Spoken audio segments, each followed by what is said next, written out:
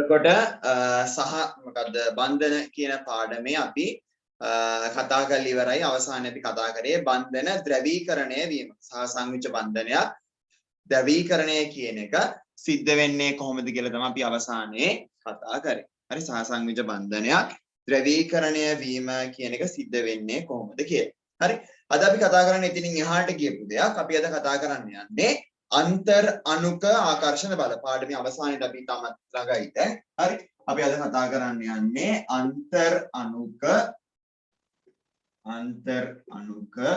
ආකර්ෂණ බල. හරි එතකොට අන්තර් අණුක ආකර්ෂණ බල. හරි අන්තර් අණුක ආකර්ෂණ බලන. එතකොට හරි මේකේ තේරුම මොකක්ද කියලා ඉස්සෙල්ලා හිතන්න. හරි අන්තර් අණුක අන්තර් අණුක කියලා කියන්නේ මොකද්ද? අන්තර් කියලා කියන්නේ අතර. ඒ කියන්නේ අන්තර් අණුක කියන එකේ තේරුම තමයි අණු අතර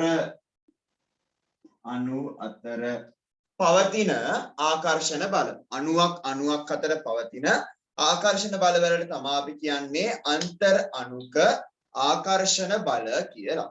හරි ඒ කියන්නේ සරලව කිව්වොත් මෙන්න මේ විදිහට අණුවක් කියන්නේ මොකක්ද කියලා ඔළුවේ තියෙන්න බෑ. අණුව සහ පරමාණු අතර මොකක්ද? හරි හයිඩ්‍රජන් තනියම ගත්තොත් මෙයා පරමාණුවක්.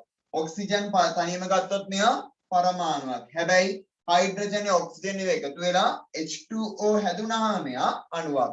මෙයාලා පරමාණු මේ පරමාණු එකතු වෙලා හැදෙන කට්ටියට අපි කියනවා අණුවක් කියලා. එතකොට අපි කතා කරන්නේ මෙන්න මේ අණු අතර.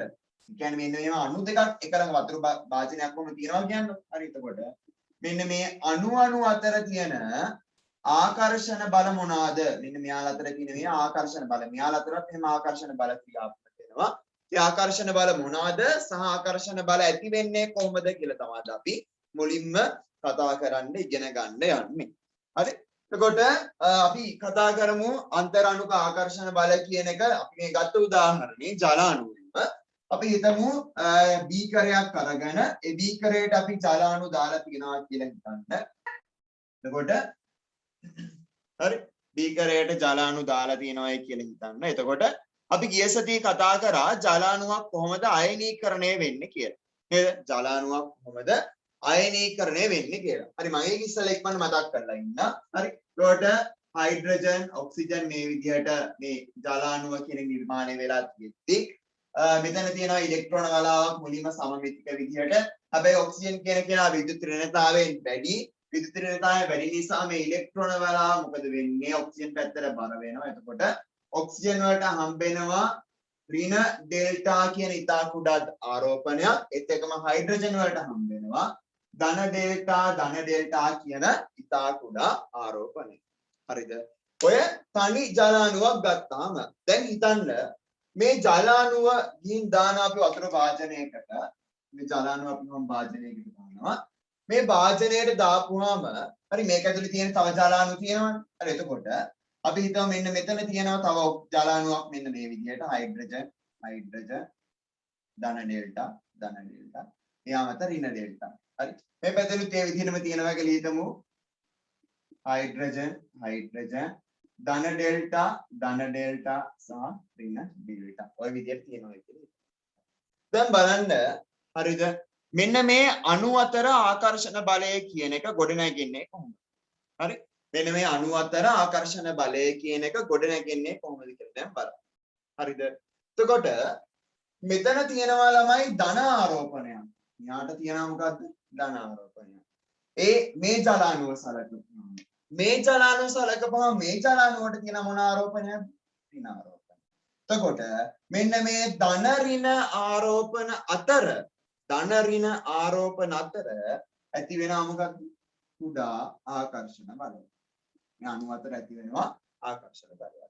මේ පැත්තට ගියපම තහපව මේ විදිහමයි. මේ ජල අණුවේ හයිඩ්‍රජන් වලට කියනවා ධන ආරෝපණයක්. මේ ජල අණුවේ ඔක්සිජන් වලට කියනවා ඍණ ආරෝපණයක්. ඒ නිසා මෙන්න මේ ධන සහ ඍණ කියන ආරෝපණ දෙක අතර ඇති වෙනවා ආකර්ෂණ බලයක්.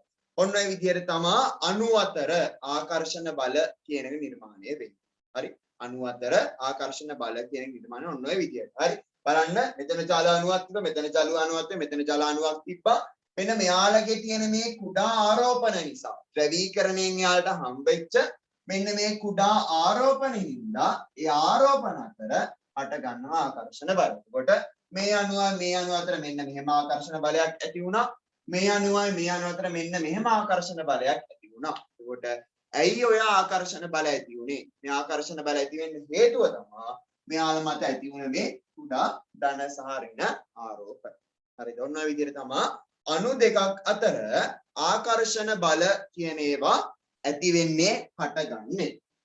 අපි තවත් උදාහරණයකට යමු. අපි ගත්ත පළවෙනිම උදාහරණය ද්‍රවීකරණයේදී හයිඩ්‍රජන් ෆ්ලුවරයිඩ් කියන කෙනා. හයිඩ්‍රජන් ෆ්ලුවරයිඩ්. හරි. හිතන්න හයිඩ්‍රජන් ෆ්ලුවරයිඩ් ගැන මම මුලින්ම කියනවා. හයිඩ්‍රජන් ෆ්ලුවරයිඩ් කියන්නේ HF. හරි. ඒකට මුලින්ම මෙයාලගේ සම්මිතික බලාවක් තියෙන්නේ. හැබැයි ෆ්ලුවරින් වල විද්‍යුත් ඍණතාවය වැඩි. ඒ නිසා ෆ්ලුවරින් පැත්තට මෙන්න මේ කියන ඉලෙක්ට්‍රෝන බලාව මෙන්න මෙහෙම ඇදිලා යනවා. එතකොට එයාට හම්බ වෙන ආරෝපණ දිතා කුඩා ඍණ ආරෝපණයක් ඊට සාපේක්ෂව මෙයාට හම්බ වෙනවා. ඒක කුඩා ධන ආරෝපණයක්. හරි. එතකොට එහෙම බලපුවාම HF කියන බන්ධන තුනක් මෙහෙම තැන් තුනක තියෙනවා කියලා හිතන්නකො. HF කියලා බන්ධන මෙහෙම තියෙනවා කියලා හිතන්නකො. හරි. එතකොට F මත තියෙනවා ඍණ ඩෙල්ටා කියන ආරෝපණයක්, ඉතා කුඩා ආරෝපණයක්.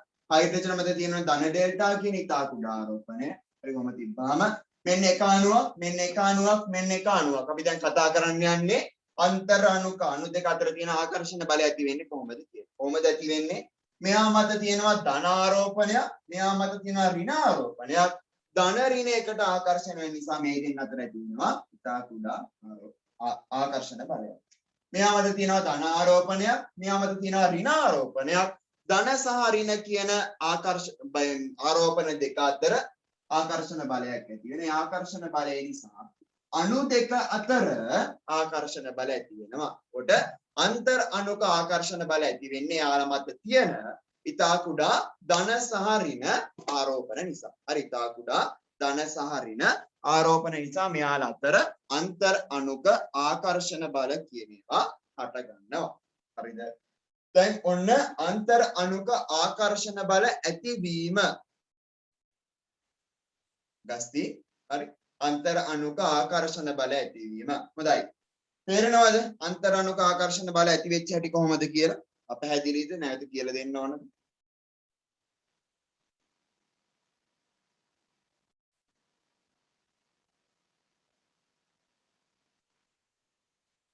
අන්තර් අණුක ආකර්ෂණ බල ඇති වෙච්ච හැටි කොහොමද කියලා තේරුණාද?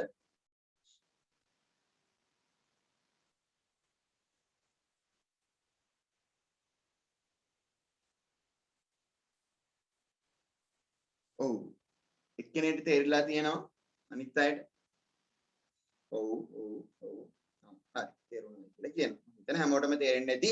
හරි. අන්තර් අණුක ආකර්ෂණ බල තියෙන ධන සහ ඍණ ආරෝපණ අතර ධන සහ ඍණ ආරෝපණ ඇති උනේ කොහොමද? එයාලා මත ඍණ සහ ධන කියන කුඩා ආරෝපණ තියෙන හින්දා. හරි. දැන් අපි ආයෙත් යමු අර අපි කලින්ම මුලින්ම කතා කරපු ජලාණුව දිහාට. හරි. මේ ජලාණුව අතර ඔය ආකර්ෂණ බලය තියෙන නිසා හරි. දැන් හිතන්නකෝ මෙයාලා අතර මේ ආකර්ෂණ බලය නැත්තම් හරිද? දැන් අපි ජලාණුවට යමු කහපුවා මේක අයින් කරලා. මෙයාලා අතර ඔය ඇදලා ගන්න බලය තිබ්බේ නැත්තම් ඔය ජලාණු අතර හරිද?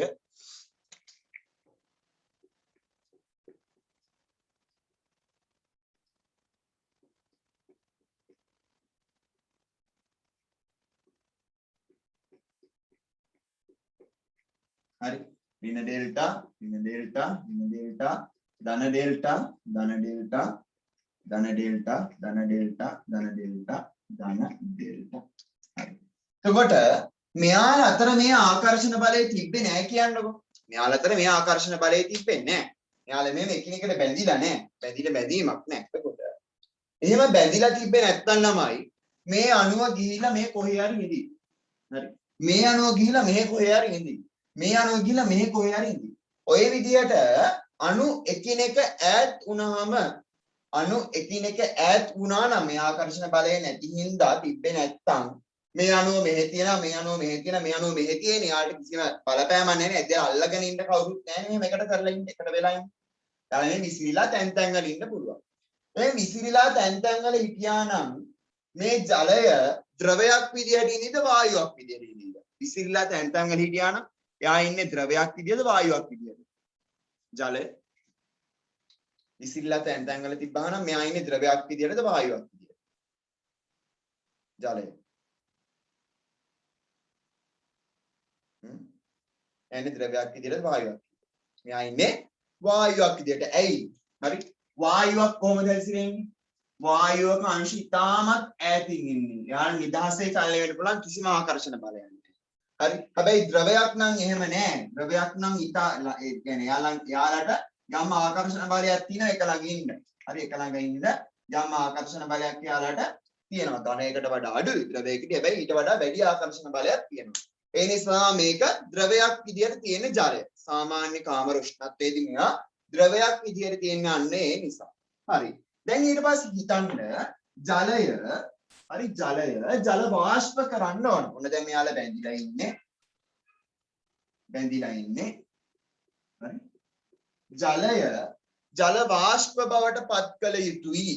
ජල වාෂ්ප බවට පත් කළ යුතුයි. ජල වාෂ්ප බවට පත් කිරීමට නම් මොකද්ද වෙන්න ඕන? මෙන්න මේ ද්‍රව විදියට තියෙද්දි මෙයා ළඟ තිබෙන මේ බැඳීම කඩලා මේ බන්ධනය කඩලා මේ ආකර්ෂණය කඩලා මෙයාලා මෙව තැන් තැන් වලට ඈඩ් කරන්න ඕන නේ. එතකොට මෙයා වායුවක් වෙන්නේ. හරි. මේ ජලාණු වල තියෙන මේ බැඳීම කඩලා එයාලා තැන් තැන් වලට ඈඩ් කරන්න ඕන. එතකොට තමයි වායුවක් වෙන්නේ. එතකොට ඒක ලේසියිද? ඒක ලේසි නැහැ. ඒ මෙයාලා අතර ආකර්ෂණ බලයක් තියෙනවා, බැඳීමක් තියෙනවා මෙයාලා අතර. ඒ නිසා ඒක ලේසි නැහැ. ඒක ලේසි නැහැ කියලා කියන්නේ මෙයා වායුවක් කරන්න නම් මෙයාට අපි ලොකු ශක්තියක් දෙන්න ඕන. ඉතා විශාල ශක්තියක් අපි මෙයාට දෙන්න ඕන. අන්න ඔය කියන බන්ධන මෙන්න මේ තිබේ යාලා අතර තිබේ ආකර්ෂණ බල බිඳ හෙලන්න. ඒව නැති කරන්න ලොකු ශක්තියක් දෙන්නේ. නැති කරලා ලොකු ශක්තියක් දෙන්නේ මොකෙන්ද අපි? තාපය මගින්. තාපය කියන ශක්තිය මගින් තමයි රත් කරන එකනේ කරන්නේ. හරි. එතකොට පොඩ්ඩක් රත් කරාට මෙයා රත් මේ මොකද්ද? පොඩ්ඩක් රත් කරාට මෙයාව මේ බන්ධන බිඳෙන්නේ නැහැ. මෙයා ටිකක් වැඩිපුර රත් කරන්න ඕන. ටිකක් වැඩිපුර රත් කරොත් තමයි මෙන්න මේ බන්ධන බිඳ හෙලෙන්නේ. ඒ නිසා තමයි ජලයේ තාපාංකය සහ ද්‍රවාංකය ඉහළ අගයක් ගන්න. හරි ඒ නිසා තමයි ජලයේ තාපාංකය සහ ද්‍රවාංකය ඉහළ අගයක් ගන්න. මොකක්ද තාපාංකය කියලා කියන්නේ? තාපාංකය කියලා කියන්නේ යම් කිසි ද්‍රවයක් වායුවක් බවට පත් කළ යුතු උෂ්ණත්වය. කොට මේක වායුවක් බවට පත් කළ යුතු උෂ්ණත්වය. මේ කියන ද්‍රවය වායුවක් බවට පත් කළ යුතු උෂ්ණත්වය ඉතා ඉහළ අගයක් වෙන්නේ මේ බන්ධන කඩන්න තරම් ශක්තියක් අපි දීලා තියෙන්න ඕන නිසා. හරි. ඒ නිසා මොකද ජලයේ තාපාංකය ඉතාමත් ඉහළ අගයක් ගන්නවා. හරි. මෙයාගේ තාපාංකය වැඩි වෙන්නේ ඇයි? තාපාංකය වැඩි වෙන්නේ හේතුව මෙයාලගේ මේ බන්ධනය බිඳින්න තරම් ශක්තියක් දුන්න වෙලාවට තමයි බන්ධන බිඳිලා වායුවක් බවට පත් වෙන්නේ. ඒකට මේ බන්ධනය බිඳින්න වැඩි ශක්තියක් දෙන්න ඕන. හේතුව බන්ධනයක් තියෙන නිසා. ඒ වැඩි ශක්තියක් දෙන්න ඕන නිසා තමයි මෙයාගේ තාපාංකය ටිකක් ඉහළ අගයක් ගන්නේ ජලයේ. සෙල්සියස් 100 වගේ ඉහළ අගයක් ගන්න ජලයේ තාපාංකය. හරි. ඊළඟ එක තමයි මොකද්ද? මෙතන තියෙනවා අයිස් වලට වඩා ඉහළ ඝනත්වයක් ජලයේ සතු වීම.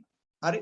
ඊළඟ කාරණේ තමයි අයිස් වලට වඩා ඉහළ ඝනත්වයක් ජලයේ සතු වීම. ඒකට හේතුව හරි. අයිස් දැන් මෙතනදී නේ ඒක නම් වෙනම කතන්දරයක්. අයිස් වල ඝනත්වය අඩු වෙන්නේ ජලයේ ඝනත්වය වැඩි වෙන එක ඉස්සර දන්නවද කියන්නේ? හරි. දැන් සාමාන්‍යයෙන් අපි ඝනත්වය කියලා කියන්නේ මොකද? ඒක පරිමාවක ස්කන්ධයන ඝනත්වය කියලා කියන්නේ නේද? ඒ කියන්නේ සාමාන්‍යයෙන් බර වැඩි පාවෙන්නේ නැහැ. යාලා ගිලෙන්න ඕන. හරි. දැන් අපි හිතුවොත් එහෙම මොනවාද?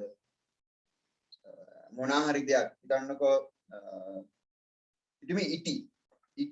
හරි. ඉටි ද්‍රවයයි. හරි. ඉටි ද්‍රවයයි. ඊට පස්සේ මොනවාද? ඉටි කැබැල්ලයි දෙක අරගත්තාම ඉටි ද්‍රවයයි ඉටි කැබැල්ලයි දෙක අරගත්තාම ඉටි කැබැල්ල ඉටි ද්‍රවය තුල ගිලෙනවනේ. ඝන අවස්ථාවේ ඉන්න කෙනා ගිලෙනවා. ද්‍රවය තුල ඝන අවස්ථාවේ ඉන්න කෙනා ගිලෙනවා. හැබැයි ජලය ගත්තාම ජලයේ ඝන අවස්ථාව ජලයේ ද්‍රව අවස්ථාව තුල ගිලෙන්නේ නැහැ. සරලව කිව්වොත් එහෙම ජලයේ අයිස් කැට හරි අයිස් කැට කියන කට්ටිය ජලය තුල ගිලෙන්නේ නැහැ. ඇයි අයිස් කැට ජලය තුල ගිලෙන්නේ නැත්තේ? හරිද? අයිස් කැට ජලය තුල ගිලෙන්නේ නැත්තේ ඇයි? අයිස් කැට කියන්නේ ඝන අවස්ථාවනේ. සාමාන්‍යයෙන් ඕනම දෙයක ඝන අවස්ථාව යාගේ ද්‍රව අවස්ථාව තුල ගිලෙන්න ඕනේ. හරි. හොඳම උදාහරණය තමයි ඉටි කියන ද්‍රවය අරගත්තොත් ඉටි කියන ද්‍රවය තුල ඉටි කියන ඝනය ගිලෙනවා. හරි. හැබැයි ජලයේදී ජලයේ ඝන අවස්ථාව අයිස් කියන කට්ටිය ජලය තුල ගිලෙන්නේ නැහැ. ඝනත්වය අඩුයි ජලයට වඩා. ඇයි මොකද්ද මේකට හේතුව? ගිලෙන්නේ නැති වෙන්නේ හේතුව. ඒකටත් හේතුව අන්තර් අණුක ආකර්ෂණ බලයම තමයි. හරිද? දැන් ජලයේ ඇතුලේ ජලය ද්‍රවයක් විදියට තියෙද්දි හරි මෙයාගේ අංශු ජලයේ ද්‍රවයක් විදියට තියෙද්දි මෙයාගේ අංශු අණු හරි මෙහෙම සෑහෙන ගොඩක් එක ළඟට එකතු වෙනවා නම් හරි මෙහෙම සෑහෙන ගොඩක් මේ ආකර්ෂණ බලයෙන් නින්දා මේ ගොඩක් නෙමෙයි මෙහෙම සෑහෙන ගොඩක් කිසිම හැඩයක් නැතුව හරි කිසිම හැඩයක් නැතුව මෙහෙම එක ළඟට එකතු වෙනවා හැඩයක් නැහැ මෙයාට හැඩයක් ඕනේ මේ බන්ධන හදලා ඔහොම හරි සෑහෙන ප්‍රමාණයක් මෙහෙම එකතු වෙනවා ජල අණු හරිද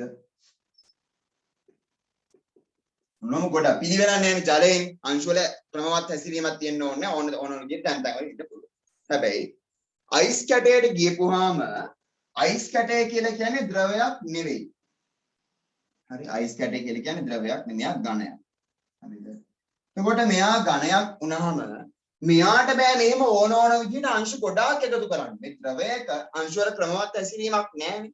ඒ නිසා ඕන විදිහට ගොඩාක් එකතු කරලා එක ළඟ තියාගන්න පුළුවන්. හරිද? හැබැයි අයිස් කැටයට ගියම අයිස් කැටයට ඒ හැකියාව නැහැ.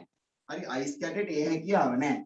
අයිස් කැටයට තියෙන හැකියාව මොකද්ද? එයාට තියෙන්නේ එයාගේ අංශු මෙහෙම ලස්සනට පිළිවෙලටම අසුරගෙන ඉන්නවා. පිළිවෙලට ඉන්නවා අසුරගෙන ඉන්නවා. හරි?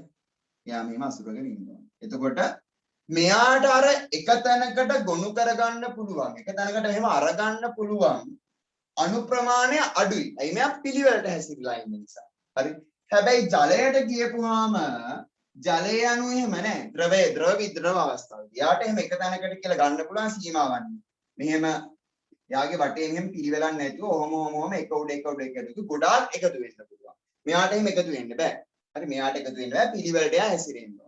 එතකොට එහෙම බලද්දී හරි මෙයාගේ පොඩි පරිමාව ඒකක පරිමාවක් තුල තියෙන අණු ප්‍රමාණය අඩුයි. ඒ කියන්නේ ඝනත්වය මෙයාගේ අඩුයි. ඒකේ බර අඩුයි ඝනත්වය අඩුයි.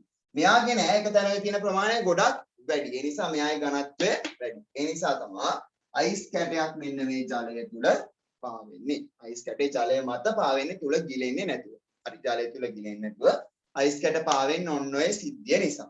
හරිද? ආයිත් මම කියන්නම් ඒක මොකක්ද කියලා. හරි මේක චුට්ටක් බැරෑරුම් කාර්යයක් මම හිතන්නේ ඔයාලට තේරුම් ගන්න. හරිද? අයිස් වල කියන්නේ ජලයේ ඝන අවස්ථාවේදී ඝනත්වය අඩුයි. ද්‍රව අවස්ථාවේදී ඝනත්වය වැඩි. ඒ නිසා තමයි අයිස් පාවෙන්නේ. ඒක මුලින්ම තේරුම් ගන්න ඕනේ. ඒකට ඝනත්වය අඩුයි කියන එකේ තේරුම මොකක්ද? කුඩා පරිමාවක් කරගත්තෙන් පරිමාවේ තියෙන අනුගාන අඩු වෙන්න ඕනේ. ඝනත්වය අඩුයි කියන එකේ තේරුම මොකක්ද? කුඩා පරිමාවක් ගත්තම මේ කුඩා පරිමාවේ තියෙන අනුගාන අඩු වෙන්න ඕනේ. දැන් මෙයාගේ කුඩා පරිමාවක් මෙහෙම අපි අරගත්තොත් එහෙනම් මෙයාගේ තියෙන අනුගාන මෙන්න මේ විදිහට සීමා සහිත ප්‍රමාණයක් දෙන්න පුළුවන් අනුගාන අඩුයි. මෙයාට සාපේක්ෂව. හැබැයි මෙයාගේ මෙහෙම අපි කුඩා පරිමාවක් අරගත්තොත් එහෙම එයාට අර හැසිරෙන ක්‍රමවත්ව ඉන්න ඕනේ නැහැ. අට අක්‍රමවත්ව ගොඩාක් එකතු කරන් ඉන්න පුළුවන් තැන්. එයාගේ අතර තියෙන ආකර්ෂණ බලය නිසා. ඒ නිසා මෙයාගේ ඊතා කුඩා පරිමාවක් තුල තියෙන අනුගාන වැඩි මෙයාට වඩා. ඒ නිසා මෙයාගේ ඝනත්වය වැඩි මෙයාගේ ඝනත්වය අඩු වෙනවා. ඒක සිද්ධ වෙන්නේ අන්තර් අණුක ආකර්ෂණ බල නිසා. මෙයාට අන්තර් අණුක ආකර්ෂණ බල තිබෙන නිසා මෙයා මෙන් ගොඩාක් එකතු කරගන්නේ. එයා ඈත් වෙනවා. ඈත් වෙන තැන් වල ඉන්නේ. right? but මෙයා එකතු කරන් ඉන්න නිසා තමයි මේ විදිහට එයාගේ ඝනත්වය වැඩි කරලා මෙයාගේ ඝනත්වය අඩු වෙනවා. මෙයා ක්‍රමවත් රටාවකට ඇසිරලා ඉන්න නිසා. හරිද? තේරුණාද මේ කතන්දරේ? අයි ඒක එහෙම වෙන්නේ කියලා තේරුණාද? ඒ කියපු දේ. අයි එහෙම වෙන්නේ කියලා.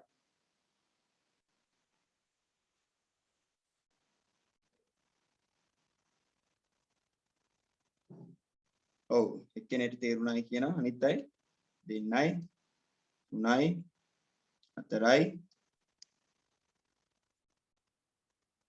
5යි 6යි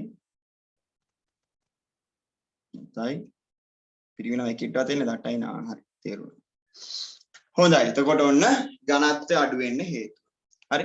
ඊට පස්සේ තව කතන්දරයක් තියෙනවා. මොකක්ද ඊළඟට තියෙන කතන්දරේ? ජලයට ඉතා විශිෂ්ට තාපධාරීතාවයක් පැවතීම. ඒකත් මෙන්න අර විදියම සිද්ධියක් තමයි විශිෂ්ටාපදාරිතාවයක් වැඩි වෙනවා කියන එක. ඒක පොඩ්ඩක් කොහොමද මම කියන්නම්. ඒක අපිට තේරෙන්නේ එක අවසරට දීපුවාම ජලයේ විශිෂ්ටාපදාරිතාවය වැඩි වෙන්නේ කියලා. හරි.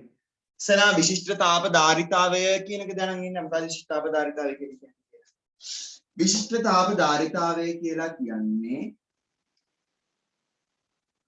යම්කිසි දෙයක කිලෝග්‍රෑම් එකක් ගත්තාම ඒ කිලෝග්‍රෑම් එකේ උෂ්ණත්වය සෙල්සියස් අංශක 1කින් ඒ කියන්නේ 38 තිබ්බා නම් 39 කරන්න සෙල්සියස් 39 කරන්න සෙල්සියස් අංශක 1කින් ඉහළ නංවන්න ලබා දිය යුතු තාප ප්‍රමාණය හරි ලබා දිය යුතු තාප ප්‍රමාණයට තමයි අපි කියන්නේ හරි ලබා දිය යුතු තාප ප්‍රමාණය තමයි අපි කියන්නේ විශිෂ්ට තාපදාරිතාවය කියලා ඕනම දෙයක් සෙල්සියස් 1කින් ඉහළ නම් ඒක උෂ්ණත්වය ඉහළ නංවනවා කියන එකේ තේරුම මොකක්ද වස්තුවක උෂ්ණත්වය ඉහළ නංවනවා කියන එකේ තේරුම අපරදිනුවට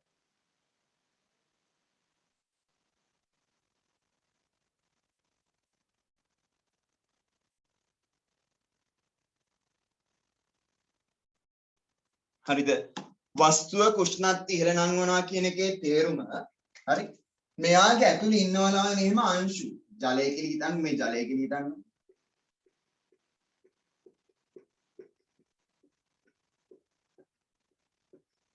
ඔහොම ජලාංශ ජලාණු තියෙනවා හරි මෙයාගේ උෂ්ණත්වය ඉහළ නංවනවා කියන එකේ තේරුම මෙයාලගේ චාලක ශක්තිය මෙයාලා මේ හෙළවෙන ශක්තිය එහාට මෙහාට යන ශක්තිය චාලක ශක්තිය වැඩි කරන්න ඕනේ හරි මෙයාලගේ උෂ්ණත්වය ඉහළ නංවනවා කියන එකේ තේරුම මොකද්ද මෙයාලගේ චාලක ශක්තිය වැඩි කරන්න ඕනේ එතකොට සෙල්සියස් අංශක 1කින් ඉහළ නංවනවා කියලා කියන්නේ සෙල්සියස් අංශක 1කින් උෂ්ණත්වය ඉහළ නංවන්න තරම් මේකේ චාලක ශක්තිය වැඩි කරන්න ඕනේ හැබැයි ජලාණු අතර මෙන්න මේ ආකර්ෂණ බලය තියෙන නිසා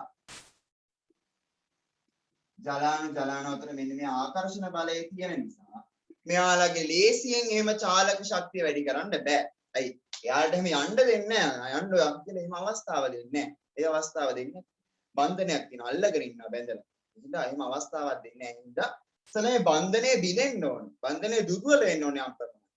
ඒකට බන්ධනය දුර්වල වෙන්න අපි වැඩි ශක්ති ප්‍රමාණයක් වැඩි තාප ප්‍රමාණයක් ලබා දී යුතුයි.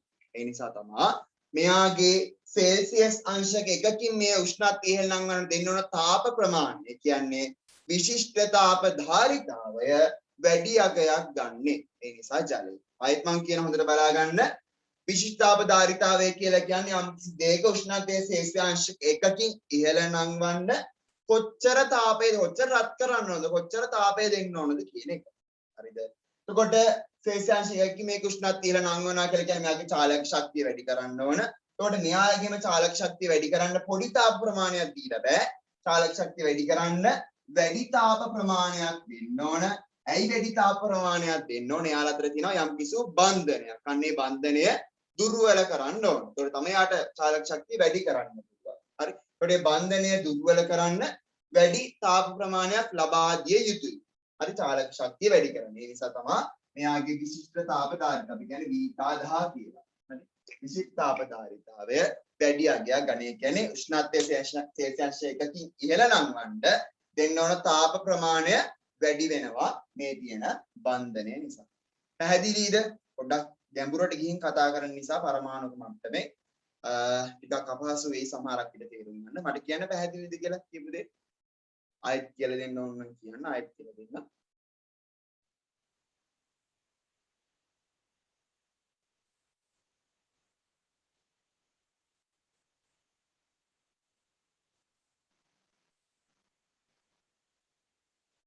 කියනයි මට කියන්න ඉක්මනට හරි පැහැදිලි දෙන්නයි.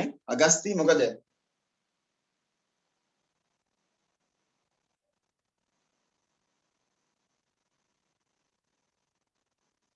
හරි හොඳයි.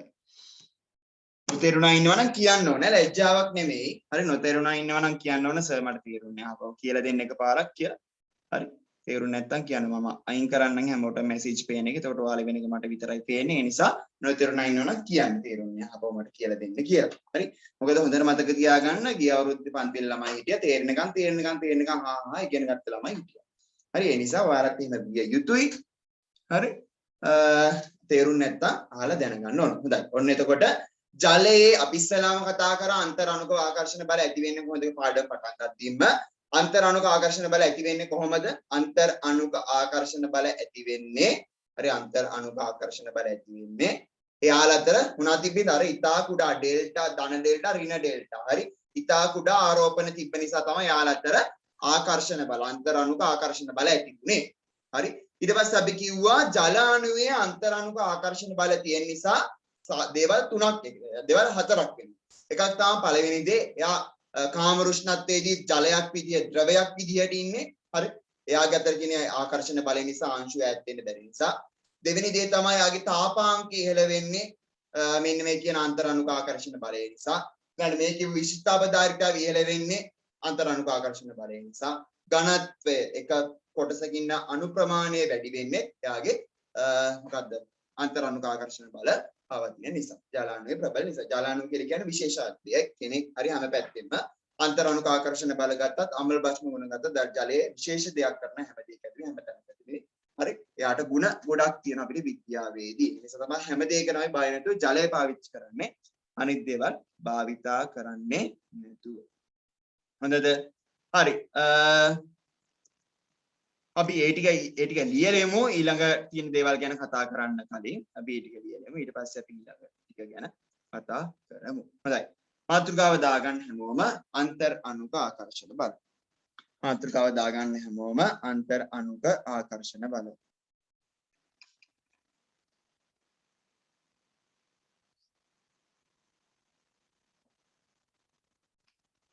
අන්තර් අණුක ආකර්ෂණ බල මීටින් එක එන්න වෙනවා කියලා මැසේජ් එක ආවේ නැහැ සමහරක් විට තාම මිනිහ අපි දෙකකින් ඉවරයි මීටින් එක මොනොත් අප වෙන්නේ මීටින් ඈ හරි අන්තර් අණුක ආකර්ෂණ බල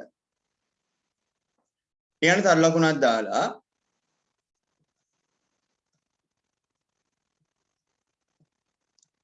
හරි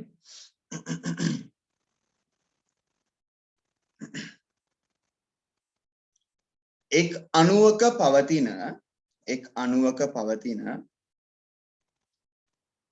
අණුවක පවතින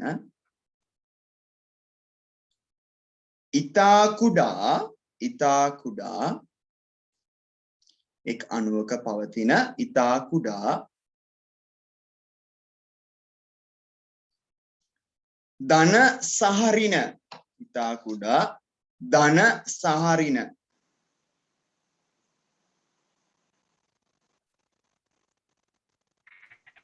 ධන සහ ඍණ ඔව් හරි මම කියන්න හරි ඉතා කුඩා එක් අණුවක පවතින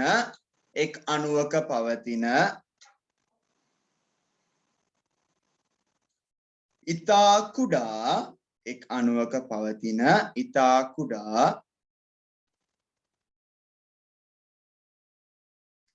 ධන සහ ඍණ ඉතා කුඩා ධන සහ ඍණ ආරෝපණ ධන සහ ඍණ ආරෝපණ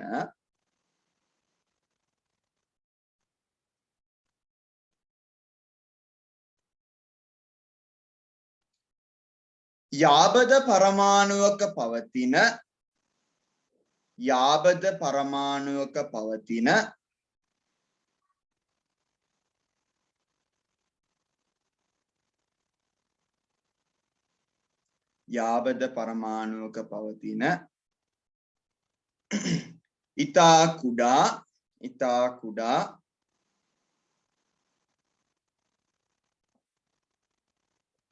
ධන සහ ඍණ ආරෝපණ අතර ඉතා කුඩා ධන සහ ඍණ ආරෝපණ අතර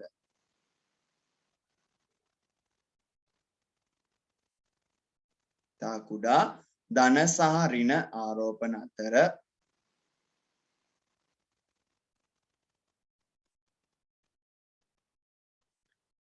ඇති කරගන්නා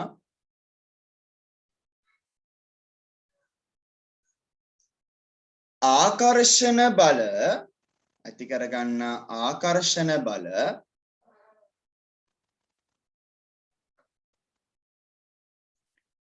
අන්තර් අණුක ආකර්ෂණ බල ලෙස අන්තර් අණුක ආකර්ෂණ බල ලෙස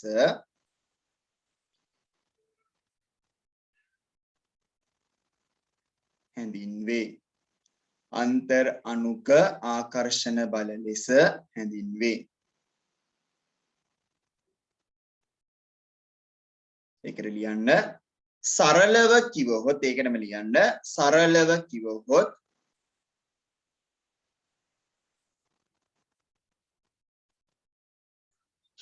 අණු අතර පවතින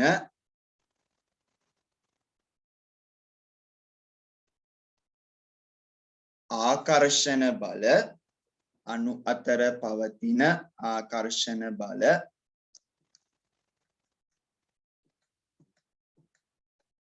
අන්තර් අණුක ආකර්ෂණ බල ලෙස අන්තර් අණුක ආකර්ෂණ බල ලෙස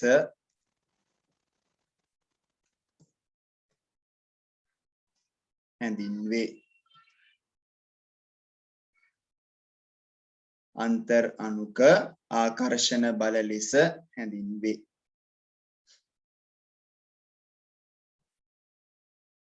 හරි අන්තර් අණුක ආකර්ෂණ බල ලෙස හැඳින්වේ. උදාහරණ කියලා ලියන්න අපි කතා කරන්නේ ජල අණුව ගැන විතරයි. හරි උදාහරණ කියලා ලියන්න ජල අණු කෙටීරක් ජල අණු කෙටීරක් ජල අණු කෙටීරක් ජල අණු ආයි ජල අණුයි ජල අණු කෙටීරක් ජල අණු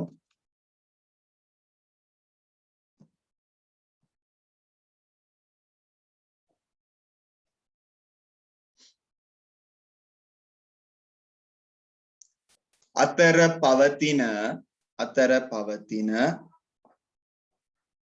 ජල අණු කෙටීරක් ජල අණු අතර පවතින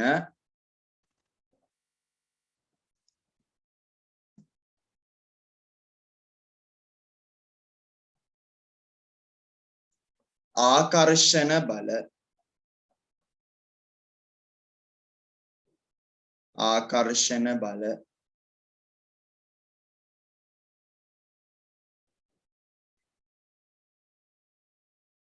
හරි ජල අණු කෙටීරක් ජල අණු අතර පවතින ආකර්ෂණ බල. හොඳයි. අඳිමු හැමෝම රූපය.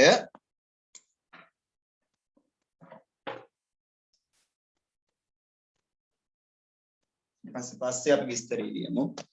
ජල අණුනේ. ඒකට ජල අණු වුණාම එයාගේ ඔක්සිජන් මත තියෙනවා ඉතා කුඩා ඍණාරෝපණයක්. ඒත් එක්කම හයිඩ්‍රජන් මත තියෙන ඉතා කුඩා ධනාරෝපණයක්. මේ විදිහට අඳින්න පෙළ පොතේ තියෙන විදිහටම hydrogen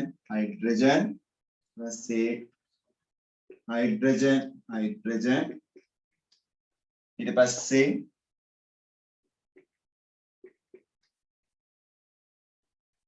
එතකොට මෙයාලා මත තියෙනවා ඍණ ඩෙල්ටා ඔක්සිජන් මත මෙයාලා මත තියෙනවා ධන ඩෙල්ටා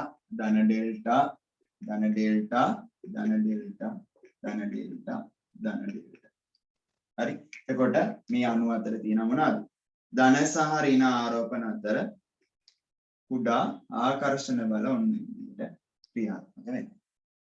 හරි ධන සහ ඍණ ආරෝපණ අතර ක්‍රියාත්මක වෙන ඉතා කුඩා ආකර්ෂණ බල. ඒකට අපි කියනවා අන්තර් අණුක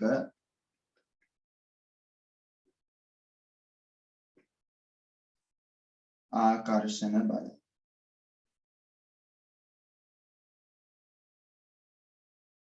අන්තර් අණුක ආකර්ෂණ බල.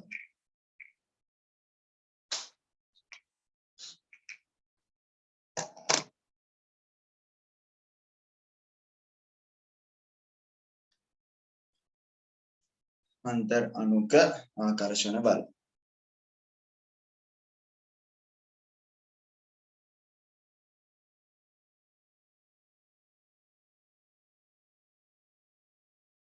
එතන පේන්නේ නේ මේක. යාගේ මතත් ධන ඩෙල්ටා තියෙන්නේ.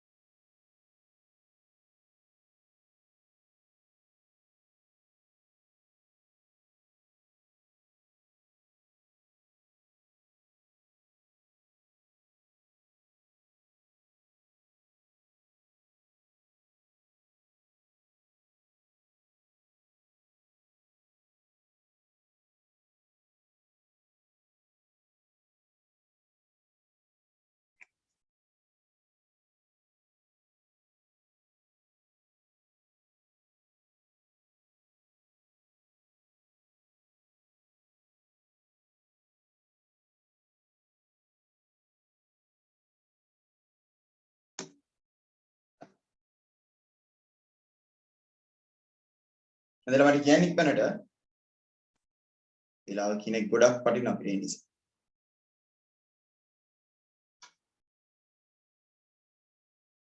හරි. ලියන්න යටින්. හරි. යටින් ලියන්න. මෙන්න මේ විදිහට ජල අණු ද්‍රවීකරණය වීම නිසා ජල අණු ද්‍රවීකරණය වීම නිසා ජල අණු ද්‍රවීකරණය වීම නිසා ජල අණු ද්‍රවීකරණය වීම නිසා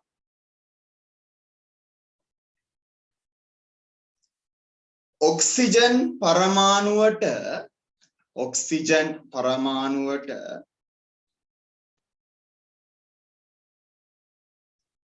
ඍණ ආරෝපණයක්ද ඔක්සිජන් ඉතා කුඩා ඍණ ආරෝපණයක්ද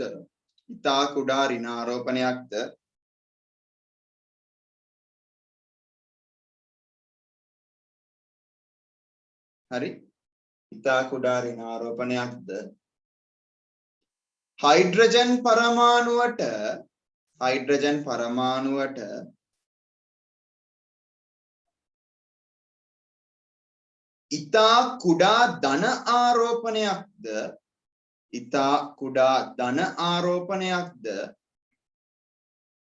ඉතා කුඩා ධන ආරෝපණයක්ද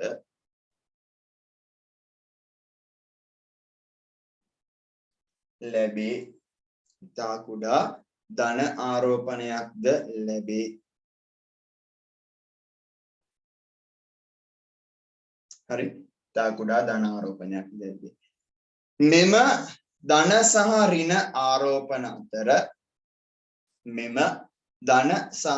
ආරෝපණ අතර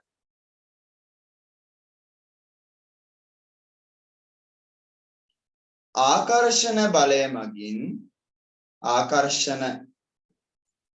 මෙම ධන සහ ඍණ ආරෝපණ අතර ඇතිවන ආකර්ෂණය මගින්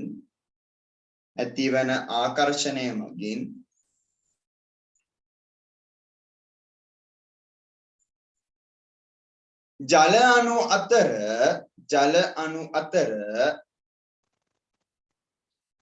අණු අතර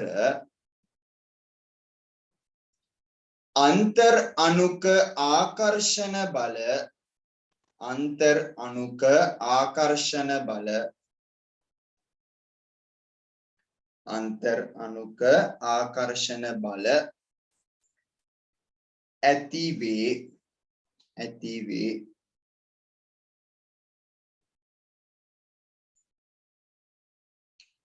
වෙනම තර ලකුණක් දාලා ලියන්න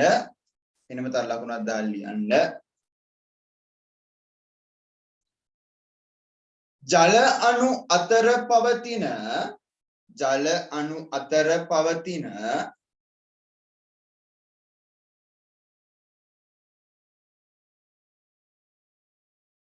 अंतर अणुक आकर्षण बल निसा जल अणु अतर पवतिन अंतर अणुक आकर्षण बल निसा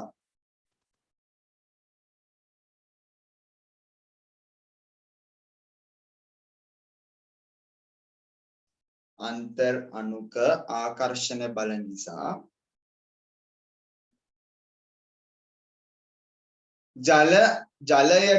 ජලයට පහත ගුණාංග ලැබී ඇත. පහත ගුණාංග ලැබී ඇත.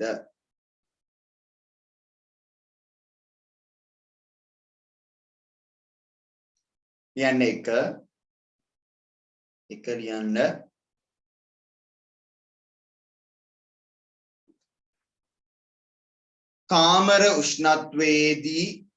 කාමර උෂ්ණත්වයේදී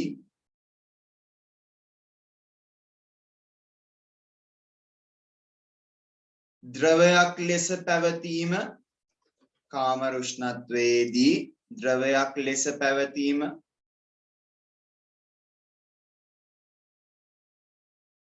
හරි ද්‍රවයක් ලෙස පැවතීම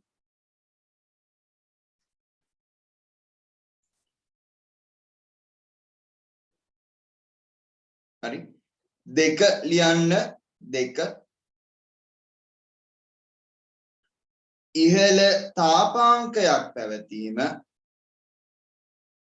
ඉහළ තාපාංකයක් පැවතීම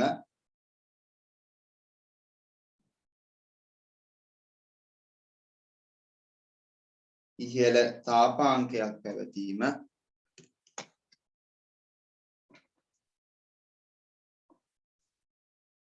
තුන ලියන්න තුන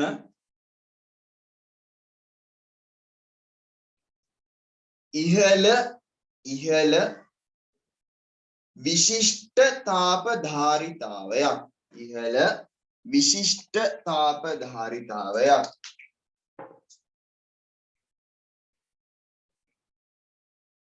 විශිෂ්ට තාප ධාරිතාවයක් පැවතීම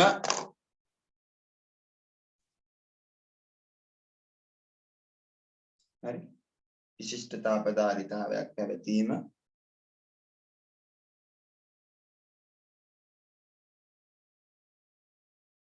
ඊළඟ එක ලියන්න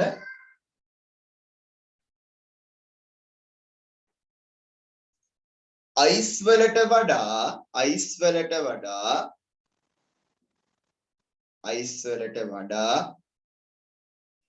ද්‍රව ජලයේ ඝනත්වය වැඩිවීම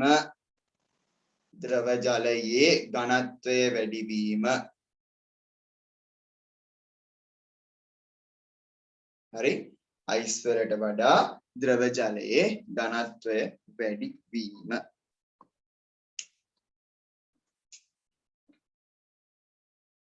හරි ඔය තමයි සහ සංයුජ බන්ධන වල අන්තර් අණුක ආකර්ෂණ බල හැදෙන හැටි. මම නිගමන ප්‍රශ්නයක් අහන්නම්. අයනික බන්ධන හදන කට්ටිය අතර අන්තර් අණුක ආකර්ෂණ බල තියෙනවාද?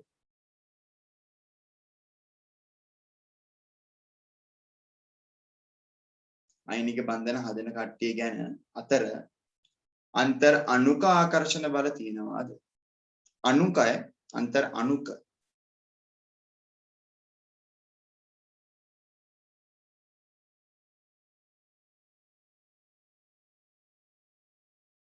තියෙනවාද? තියෙනවා කියලා කියනවා. ඔව් ඔයාලට හිතෙන්නේ එහෙම තමයි බැලුමට. හරි තියෙනවා කියලා. තියෙනවා. එයාලා අතර පැහැදිලි දැඩි ආකර්ෂණ බල තියෙනවා මේවට වඩා පැහැදිලිව නම්. හරි. හැබැයි පොඩි වෙනසක් තියෙනවා. පොඩි වෙනසක්. හරි මොකද්ද පොඩි වෙනස? දැන් සෝඩියම් ක්ලෝරයිඩ් කියන්නේ සෝඩියම්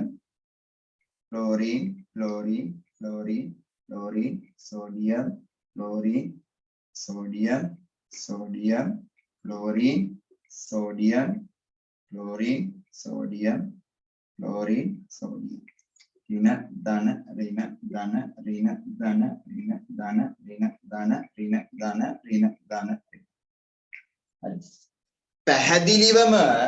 පැහැදිලිවම මෙයාලා අතර ආකර්ෂණ බල තියෙනවා.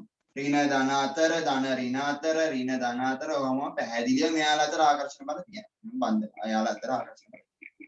හැබැයි මේ විදිහට අණු වෙන් කරන්න පුළුවන් ද අපිට ආයනික බන්ධන වල. අණුවක් ගලවලා වෙන් කරන්න පුළුවන් ද අපිට ආයනික බන්ධන.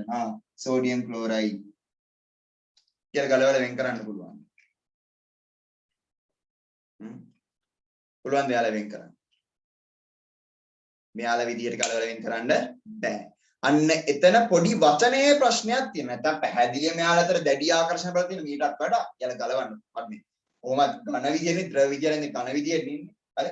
එතකොට එයාලට පැහැදිලිවන්ත ආකර්ෂණ බල තියෙනවා. හැබැයි අණුක කියන වචනේ එතන පොඩ්ඩක් දාන්න පොඩි ගැටලුවක් තියෙනවා. හරි. පොඩි ගැටලුවක් තියෙනවා. ඒක දාන්නේ අපි සහසංයුජ බල. මෙයාලට අපි ඒක මෙයාලා අතර තියෙනවා දැඩි ආකර්ෂණ බලයක්. අර අණුව කියන කතන්දරේ මෙයාට දෙන්න බැරි නිසා ඒ වචනේ මෙතෙන් දාන්න පොඩි අවුලක් තියෙනවා. හරි. හොඳයි අපි ඊළඟට දැන් ඔන්න අපි ඉගෙනගෙන තියෙනවා අයනික බන්ධන සහ සංයුජ බන්ධන කියලා. දැන් අපි කතා කරන්න යන්නේ අයනික සංයෝග සහ සංයුජ සංයෝග අතර වෙන ලක්ෂණ සහ වෙනස්කම් මේ දෙන්නගේ මොනවද කියලා. හරි. අයනිකයි සහ සංයුජයයි ගැන. මුලින්ම ඔයාලට පොඩි ක්‍රියාකාරකමක් තියෙන්නේ. හරි මං හිතන්නේ ක්‍රියාකාරකම තමයි විද්‍යුතය සන්නයනය කරනවාද කියලා බලන්න ඉන්නේ. හරි අයනික ද්‍රාවණයකුයි ඊට පස්සේ සහසංයුජ ද්‍රාවණයකුයි අරගෙන හරි අපිට බලන්න කියලා කියන්නේ මේ විද්‍යුතය සන්නයනය කරනවාද කියලා. හරි මම ඉක්මනට මතක් කරන්න අපි මම හිතන්නේ 9 වසරේ විද්‍යුත් විච්ඡේදනය අපි කතා කරා. හරි මම ඉක්මනට මතක් කරන්නම් ඉතින්. අපි ගන්නවා මෙන්න මේ විදිහට බීකර අපිට ද්‍රාවණ හතරක් තියෙන මම එක වර්ග දෙකකට බෙදලා දෙකක් විතරක් අරගන්න. හරි. එතකොට දෙන්නටම අපි මෙන්න මේ විදිහට කාබන් ඉලෙක්ට්‍රෝඩ දානවා. හරි. ඒකල්ලා එහෙම පරිපථයක් සම්බන්ධ කරනවා බල්බ් එකයි බැටරියයි ස්විච් එකක් තියෙනවා කියලා හිතමුකෝ අපි. හරි. මෙයාටත් එහෙම දානවා. බල්බ් එකයි බැටරියයි ස්විච් එකයි. මොකද මේ තියෙන ළමයි අපි හිතමු මේක ඇවිල්ලා ලුණු සෝඩියම් ක්ලෝරයිඩ් ද්‍රාවණය ඒ කියන්නේ ලුණු. හරි. මේ තියෙන ළමයි මොන ද්‍රාවණයද මේක අපි කියමු ආශ්‍රිත ජලය. ඒ කියන්නේ තනි කරම H2O විතරයි වෙන කවුරුත් මේක ඇතුලේ නැහැ. ඒ නිසානේ ආශ්‍රිත ජලය කියලා කියන්නේ H2O විතරයිනේ වෙන කවුරුත් තියෙන දේ අපි. සාමාන්‍ය ගන්න අපි බොන ජලයේ H2O විතරක් නෙවෙයි තියෙන එක තව ඒක ඇතුලේ ඉන්නවනේ තව khනිජ ලවණ කට්ටිය පොටෑසියම් ධන එන ඔය ධන ඍණ අයන එක ඇතුලේ ඉන්න පුළුවන්. හරි. ආශ්‍රිත ජලය කියලා කියන්නේ එහෙම මොකුත් කවුරුත් නැහැ H2O විතරක් තියෙන කට්ටිය තමයි ආශ්‍රිත ජලය. ඒක හදාගන්න කොහොමද කියලා පස්සේ කතා කරමු. හරි. දැන් මොකද අපි බලන්න යන්නේ මේ දෙන්නගෙන් කාගේ තුලද බල්බය දැල්වෙන්නේ කියලා. මම අවසර පාඩම මතක නැණට අක්කාල උත්තර දෙයි. හරි. මේ දෙන්නගෙන් කවුරු තුලද බල්බය දැල්වෙන්නේ කියලා. ඉතින් මම කතා කරන්නම් බල්බය දැල්වෙන්න මොකද්ද සිද්ධ වෙ යුතු කාරණේ. මම බැටරිය අනිත් පැත්ත හරවන්න මම තේරුම් ගැනීම පහසුව සඳහා.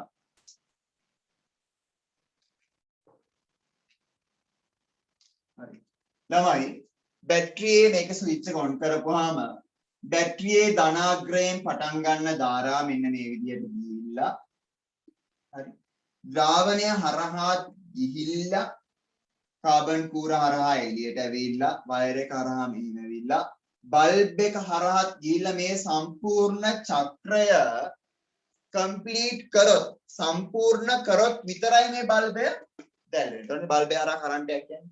බැරි වෙලාවත් මෙයා මෙතනින් යන්න දුන්නේ නැත්නම් මේ ද්‍රාවණය හරහා විද්‍යුතය ගමන් කරන්න බැරි නම් මේ බල්බේ දැල්වෙනවා. බල්බේ දැල්වෙන්නේ නැහැ.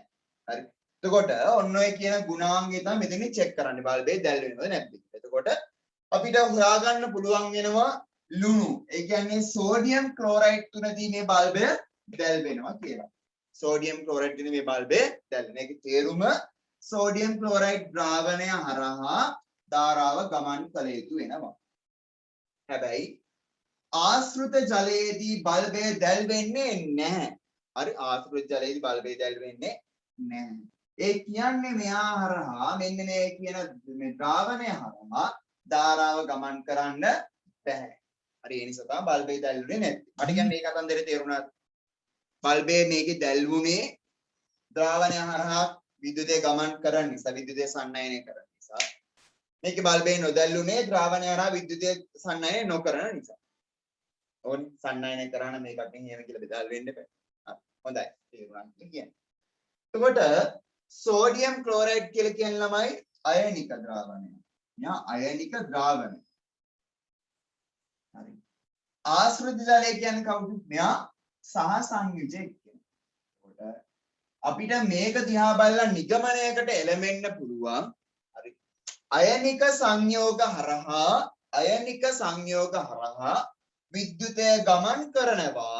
විද්‍යුතය ගමන් කරනවා. හරි. සහසංයුජ සංයෝග හරහා ද්‍රාවණ හරහා විද්‍යුතය ගමන් කරන්නේ නැහැ කියලා. මේ දෙක දිහා බලලා අපි නිගමනයට එළඹෙන්න පුළුවන්. සීනි කියන්නේ සහසංයුජ කෙනෙක්. ඒකට එයා දාපුවමත් ඒකේ විදියට වෙනවා.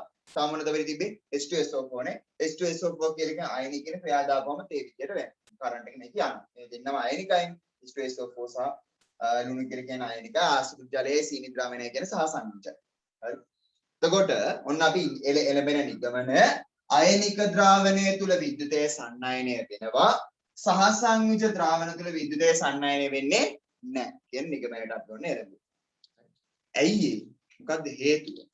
අයනික දේවල් තුල විදුලිය ගමන් කරන්නයි සහසංයුජය තුල විදුලිය ගමන් නොකරන්නයි හේතුව මොකක්ද? දැන් ඒක හිතන්න ඕනේ ඊට පස්සේ. අයනික දේවල් තුල මේ විදුලිය ගමන් කරන්නයි සහසංයුජය තුල විදුලිය ගමන් නොකරන්නයි හේතුව මොකක්ද? හිතන්න බලන්න. විදුලිය ගමන් කරන්න හේතුව මොකක්ද? ඉස්සෙල්ල ඔළුවට අරගන්න විදුලිය ගමන් කරනවා කියලා වෙන්නේ මොකක්ද කියලා.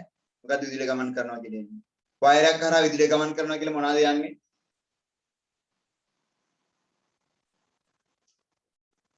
වයරයක් කරා විදුලිය ගමන් කරනවා කියලා මොනවද යන්නේ එහාට මෙහාට? මොකුත් නැහැ. ඉලෙක්ට්‍රෝන. very good. ඉලෙක්ට්‍රෝන යන්නේ. හරි. වයරයක් කරා විදුලිය ගමන් කරනවා කියලා ඒ කියන්නේ ඉලෙක්ට්‍රෝන. හරි. මෙහාට ඉලෙක්ට්‍රෝන යන්නේ. දැන් හිතන්න ඇයි මේකේ විදුලිය සන්නයනය වුණේ අයනිකයව විදුලිය සන්නයනය වුණේ සහසංයුජක විදුලිය සන්නයනය නොවුනේ ඇයි කියලා.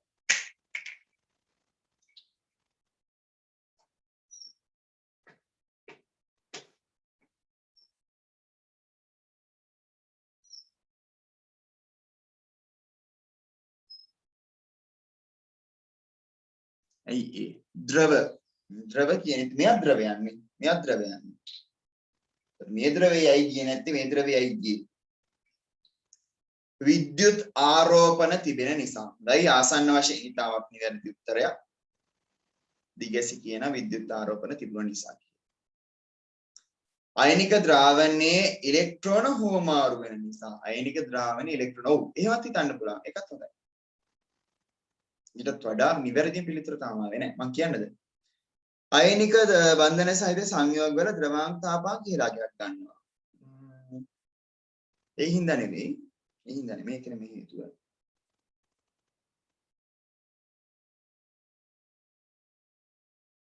හරි. ඉස්සෙල්ලාම සන්නායකයක් කියන්නේ මොකද්ද කියලා මතක් කරලා ඉන්නක. ඒකට තේරෙයි. සන්නායකයක් කියන්නේ මොකද්ද? අපි හිතමු තඹ. හරි? තඹ. කවුද මේ?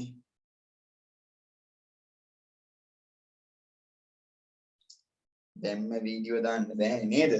වීඩියෝ එක දෙතිප පන්ති වීඩියෝ එක දැම්ම ඉන්න නම් කරන්න අමාරුයි නේ. හරි.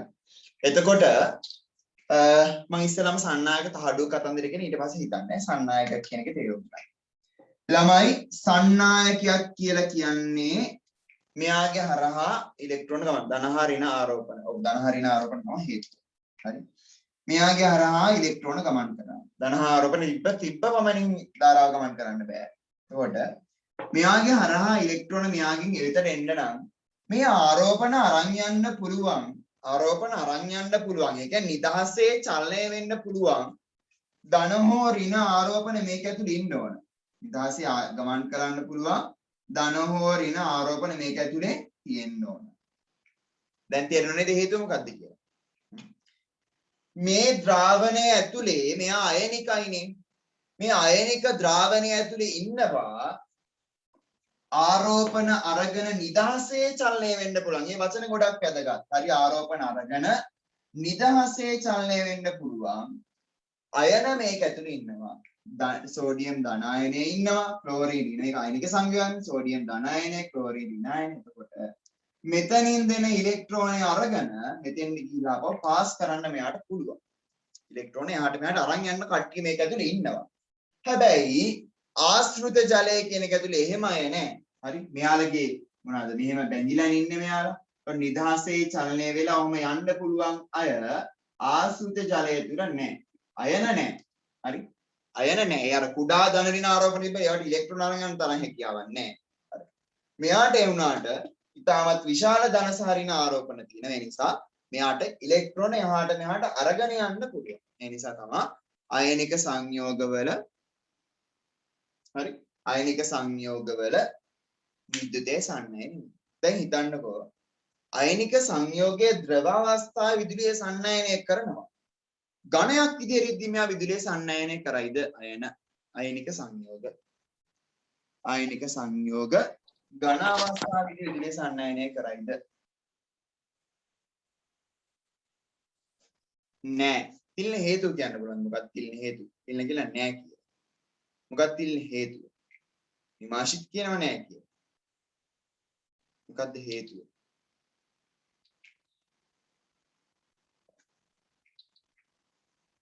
ඇයි ද්‍රව විදියට ඉද්දින් විදුලිය සන්නයනය කරන්නේ අයනික සංයෝග ඝන විදියට ඉද්දි එක බැරි වෙන්නේ ඇයි very good දිගැසි කියන කෙලිම උත්තරේ තිල්න කියනවා අයන එකට එකට යා වෙලා තියෙනවා කියලා දිගැසි කියනවා නිදහස් ආරෝපණ තියෙනවා ඒ ආරෝපණ නැති නිසා කියලා ඔව් හරි බලන්න ද්‍රවයක් වුණාම මෙයාගේ ධන හා ඍණ ආයන වලට එහාට මෙහාට යන්න පුළුවන් නිදහසේ හැබැයි ඝනයක් වුණාම යාට ඒ හැකියාව නැහැ ඝනයක් වුණාම එයා බැඳුනනම් බැඳුනම තමයි එයාට පුළුවන් එක තැන කම්පණය වෙන්න විතර සෝඩියම් වල පිටින් මෙතෙන් එන්න පුළුවන් එයාට එහෙම තැන් වලට මේ අංශු වලට යන්න බෑ ඒ නිසා මේකත් අයනික සංයෝග ඝන අවස්ථාවේ විදුලිය සන්නයනය කරන්නේ නැහැ හරි ඝන අවස්ථාවේ විදුලිය සන්නයනය කරන්නේ නැහැ අයනික සංයෝග හරි ඒක හොඳට ඔළුවේ තියාගන්න හැබැයි මෙයා මොන අවස්ථාවේදීද විලීන අවස්ථාවේදී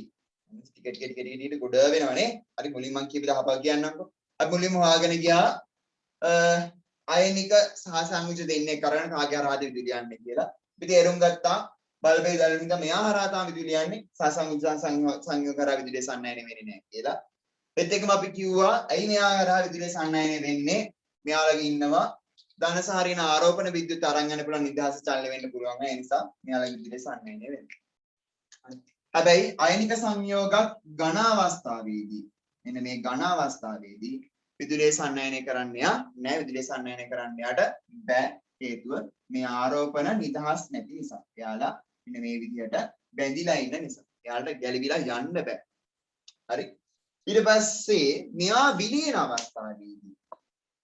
අවස්ථාවේදී ආය විදුලිය සන්නයනය කරනවා මොකද විලීන අවස්ථාව කියන්නේ විලීන අවස්ථාව කියලා කියන්නේ එයා මොන වෙන අවස්ථාවද එයා මම මේ වසරේ ටික උගන්වුවා විලීන අවස්ථාව කියන්නේ එයා මොන අවස්ථාවද මෙයා දිය වෙන අවස්ථාව ඔය දිය වෙන අවස්ථාවේදී විදුලිය සන්නයනය කරන්න පුළුවන් හේතුව කියන්නේ ඔයාලට තේරෙනවද ඝන අවස්ථාවේ විදුලිය සන්නයනය කරන්න බෑ ද්‍රව අවස්ථාවකට දිය කරලා තියෙදි පුළුවන් විලීන අවස්ථාවේ දිය වෙන වෙලාවෙත් පුළුවන් මොකද හේතුව මෙතන කවුරු හරි කියන්නේ ඉක්මනට මම කියන්න ඕනේ කියලා මම නම් හිතන්නේ මොකද හේතුව විලීන අවස්ථාවේදී දිය වෙන අවස්ථාවේ විදුලිය සන්නයනය කරන්න හේතුව ආයන වලට චලනය වෙන්න පුළුවන් නිසා හොඳයි දිගේස් හරි එයාගේ ආයන වලට දැන් නිදහස්නේ එහෙනම් මෙයාට ආයන වලට චලනය වෙන්න පුළුවන් ඒ නිසා විද්‍යුතය සන්නයනය කරන්න පුළුවන් ඔය තමයි ප්‍රධානම වෙනස්කම සහසංයුජ සහ අයනික සංයෝග අතර තියෙන සහසංයුජ විදුලිය සන්නයනය කරන්න පුළුවන් අයනික අයට විදුලිය සන්නයනය කරන්න සහසංයුජ විදුලිය සන්නයනය කරන්න බෑ අයනික අයට විදුලිය සන්නයනය කරන්න පුළුවන් හේතුවගේ ධන ඍණ අයන නිදහස් චලනික ධන ඍණ හැකිය නිසා හැබැයි ඒ ද්‍රාවණගත අවස්ථාවේ සහ විලීන අවස්ථාවේදී පමණයි ඝන අවස්ථාවේ විදුලිය සන්නයනය කරන්න එයාටත් බෑ. හරි ඔන්න ඔය කියන කාරණාව මුලින්ම දැනගෙන සිටිය යුතුයි. හරි. අපි ඒ ටික ලියාගෙන ඉමු. ඊට පස්සේ ලියාගෙන ඉවරලා අපි ඊළඟ කොටස් වලට යමු.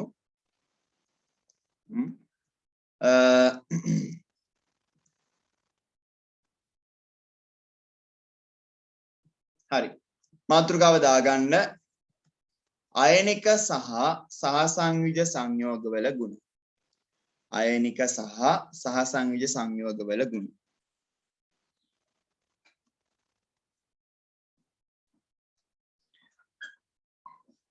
හරි අයනික සහ සහසංයුජ සංයෝගවල ගුණ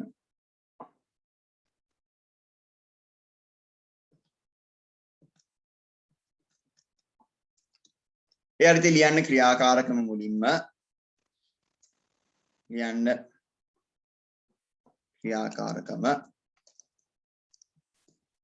3 ක්‍රියාකාරකම 3 අයනික හා සහසංයුජ ද්‍රාවණවල අයනික හා සහසංයුජ ද්‍රාවණවල අයනික සහ සහසංයුජ ද්‍රාවණවල විද්‍යුත් ඍණතාවය විද්‍යුත් සන්නායකතාවය විද්‍යුත් සන්නායකතාවය පරීක්ෂා කිරීම විද්‍යුත් සන්නායකතාවය පරීක්ෂා කිරීම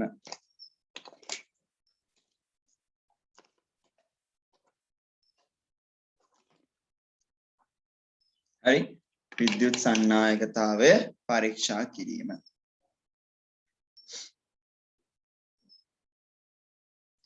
කියන අවශ්‍ය ද්‍රව්‍ය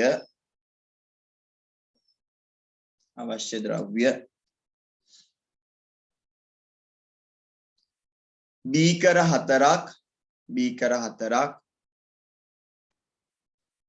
කාබන් කුරු 2ක් නෙමෙයි ඈ ඊට වඩා ඕන කොහොම වැරදි මේකේ තියෙනවා බීකර 4ක්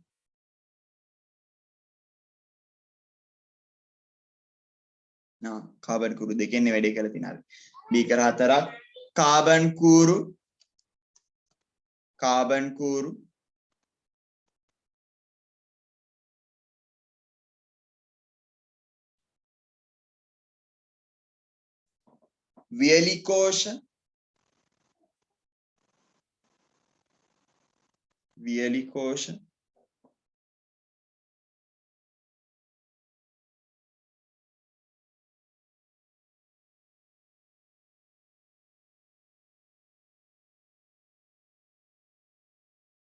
වියලිකෝෂ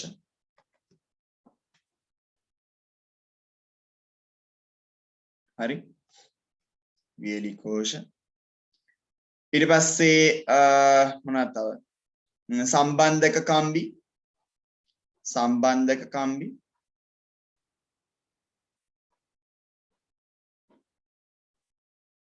සම්බන්ධක කම්බි මේ ක්‍රියාකාරකම් 9 වසර ළමයි නම් කරා ගෙවල් වලින් ඉඳන් ඔයාලත් කරනවා නම් කරන්න හරි සම්බන්ධක කම්බි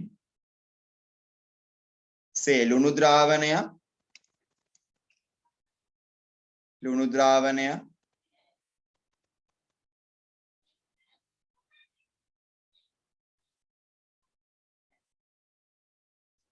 සීනි ද්‍රාවණය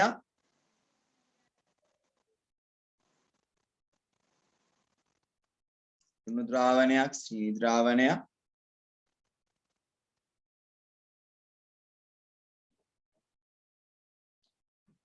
කොපර් සල්ෆේට් ද්‍රාවණය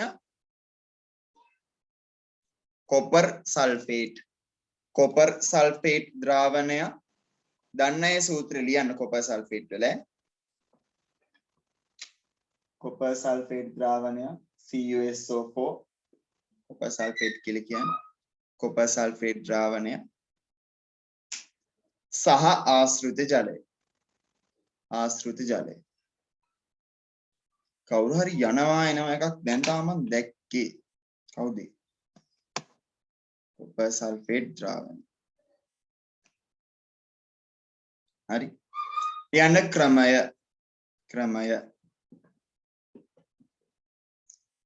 තමයි ක්‍රමය කියලා ලියලා 180 පිටුවේ තියෙන රූපයන් දින ඉඳ තියන්න 180 පිටුවේ තියෙන රූපයන් දින ඉඳ තියන්න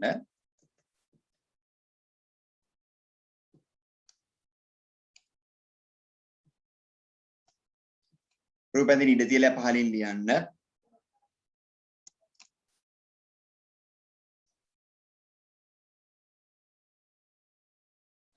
පහලින් ඉඩ තියන්න.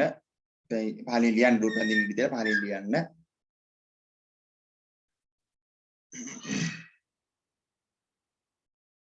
හරි. එක් ද්‍රාවණය සහිත බීකරයට එක් ද්‍රාවණය සහිත බීකරයට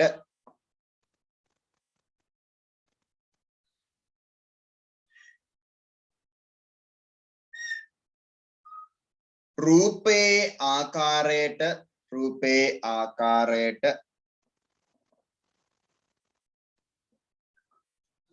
ආකාරයට පරිපතය සම්බන්ධ කර රූපේ ආකාරයට පරිපතය සම්බන්ධ කර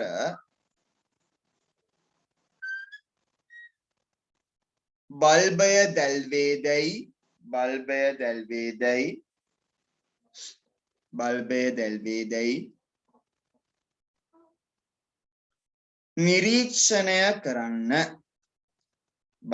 දැල්වේදැයි නිරීක්ෂණය කරන්න.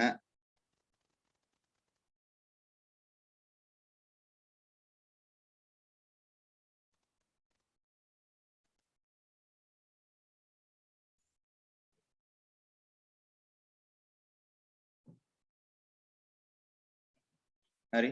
බල්බය දැල්වේදැයි නිරීක්ෂණය කරන්න. හොඳයි. ලියන්න පහලින් නිරීක්ෂණය.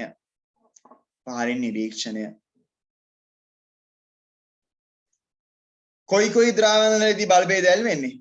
කොපර් සල්ෆේට් තියෙනවා, සීනි ද්‍රාවණයක් තියෙනවා, ලුණු ද්‍රාවණයක් තියෙනවා, ජලය තියෙනවා. කොයි ඒ වගේදීද බල්බය දැල් වෙන්නේ?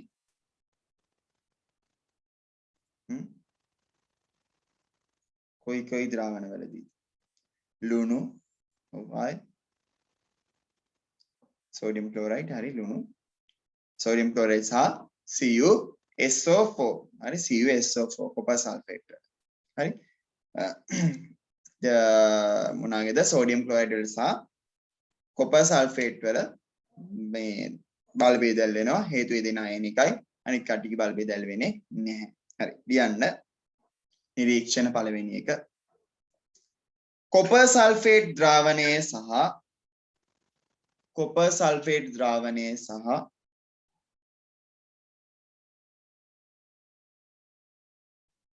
ලුණු ද්‍රාවණය කියන්නේ sodium chloride ද්‍රාවණය. ලුණු ද්‍රාවණය වරහන් ඇතුලේ sodium chloride කියලා ලියන්න NaCl. ලුණු ද්‍රාවණයේ sodium chloride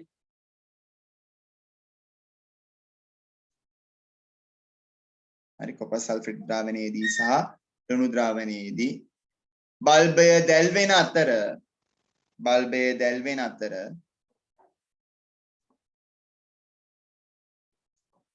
සීනි ද්‍රාවණයේදී සහ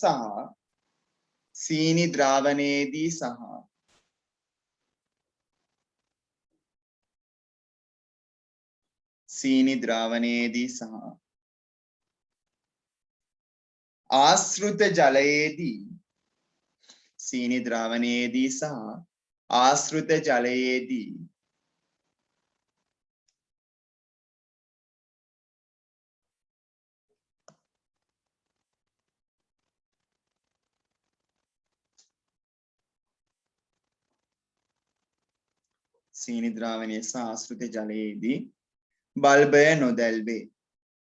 බල්බය නොදැල්වේ.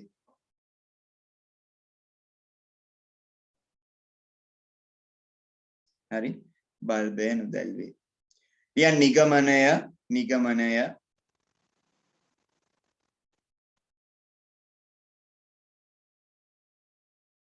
නිගමනය ලියන්න.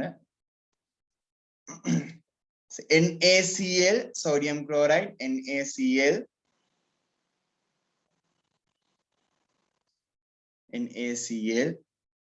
copper sulfate CuSO4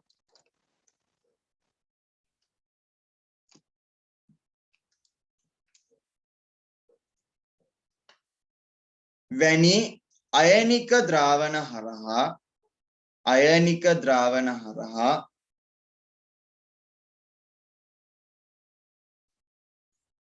විදුලිය සන්නයනය වේ විදුලිය සන්නයනය වේ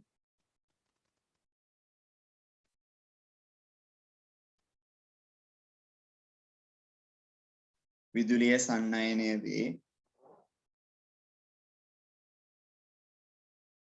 ඊට පස්සේ ඊළඟ එක සීනි ද්‍රාවණය ආශ්‍රිත ජලය සීනි ද්‍රාවණය ආශ්‍රිත ජලය සීනි ද්‍රාවණය ආශ්‍රිත ජලය වැනි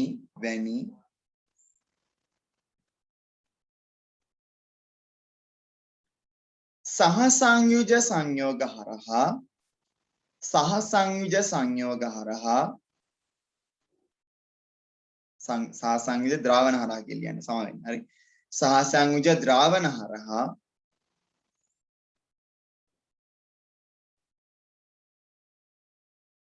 විදුලිය සන්නයනය නොවේ විදුලිය සන්නයනය නොවේ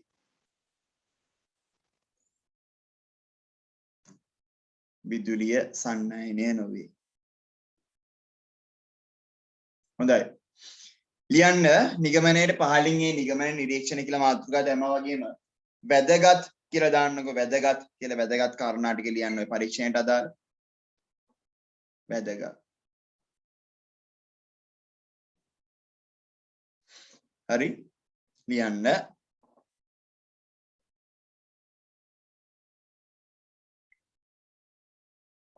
හරි නෑ වහල් ප්‍රශ්න උත්තරේ නෑ වැදගත් ලියන්න අයනික සංයෝග හරහා අයනික ද්‍රාවණ හරහා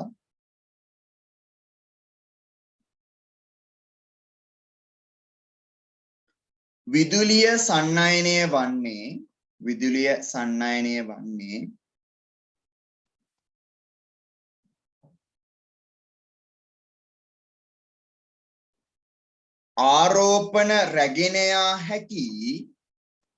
ආරෝපණ රැගෙන යා හැකි විද්‍යුත් ආරෝපණ කියලා කියන්නේ විද්‍යුත් ආරෝපණ රැගෙන යා හැකි විද්‍යුත් ආරෝපණ රැගෙන යා හැකි වරහන් කියන්නේ ඉලෙක්ට්‍රෝන කියලා විද්‍යුත් ආරෝපණ රැගෙන යා හැකි වරහන් ඉලෙක්ට්‍රෝන අයන රැගෙන යා හැකි නිදහසේ චලනය වන අයන පවතින නිසාය නිදහසේ චලනය වන අයන පවතින නිසාය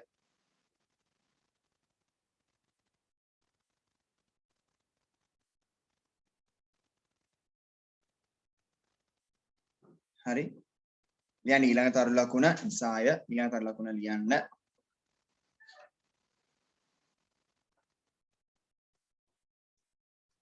නිදහසේ චලනය විය ලියන්න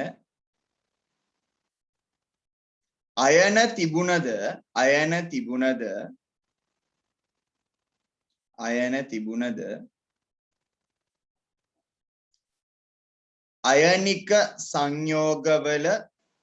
අයනික සංයෝගවල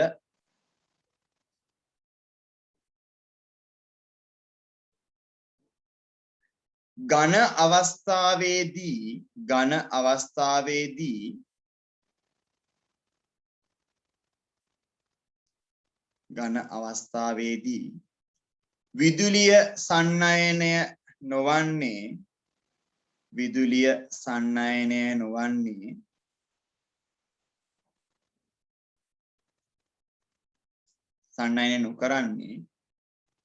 සන්නයනය නොකරන්නේ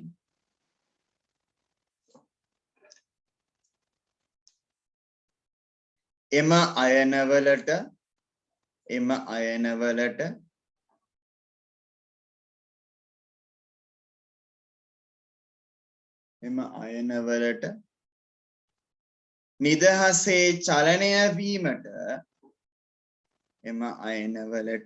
නිදහසේ චලනය වීමට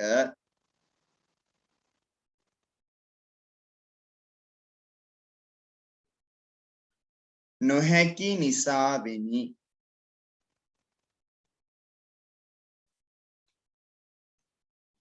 එම අයනවලට නිදහසේ චලනය වීමට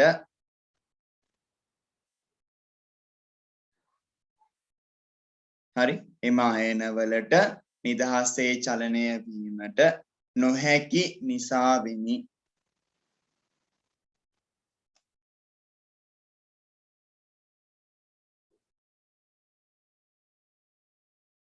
හරි නමුත් ඒකටම ලියන්න. නමුත් විලීන අවස්ථාවේදී විලීන අවස්ථාවේදී වරාංගිතුල් ලියන්න දියවන විටදී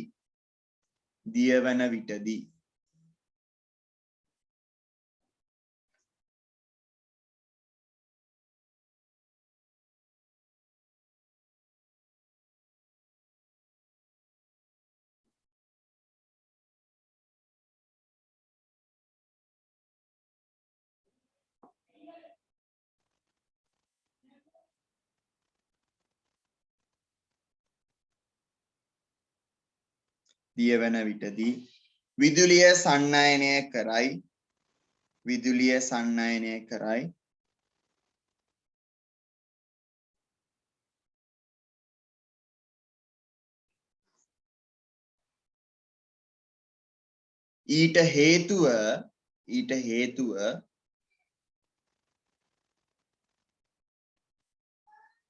ඊට හේතුව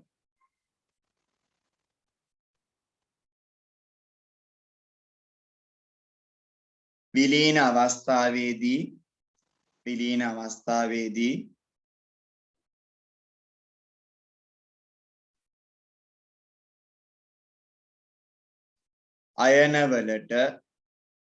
අයනවලට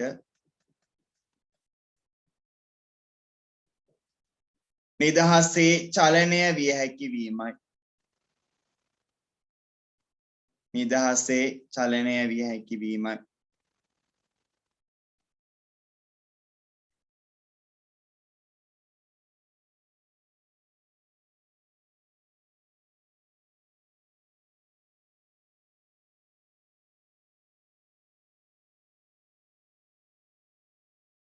හරි හොඳයි ඊට පස්සේ ඔයාලා හැමෝම පෙරලන්න ඔයාලගේ පෙළ පොතේ 181 වෙනි පිටියේ උඩම තියෙන වගුවක් සංයෝග සමහරක ද්‍රවාංක සහ තාපාංක. හරි ඒක බලලා එළඹෙන්න පුළුවන් නිගමනයක් තියෙනවා. මොකද්ද නිගමනය කියලා බලන්න තර්ක කරන්න. හරි අයනික සංයෝගවල ද්‍රවාංක ත්‍රාපාංකවල අගයන් බලන්න. සහසංයෝජ සංයෝගවල ද්‍රවාංක තාපාංකවල අගයන් බලන්න. ඒක බලපුවාම පැහැදිලි වෙනසක් දෙන්නගේ හොයාගන්න පුළුවන්. මොකද්ද වෙනස? අයනික සහ සංයෝජයගේ මොකද්ද පැහැදිලි වෙනස ද්‍රවාංක තාපාංක අතර?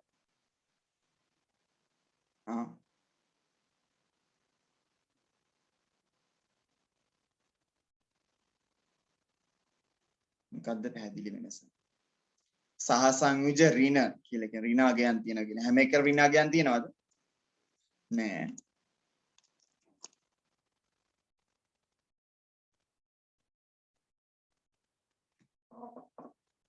මොකක්ද අගයන් අතර තියෙන වෙනස?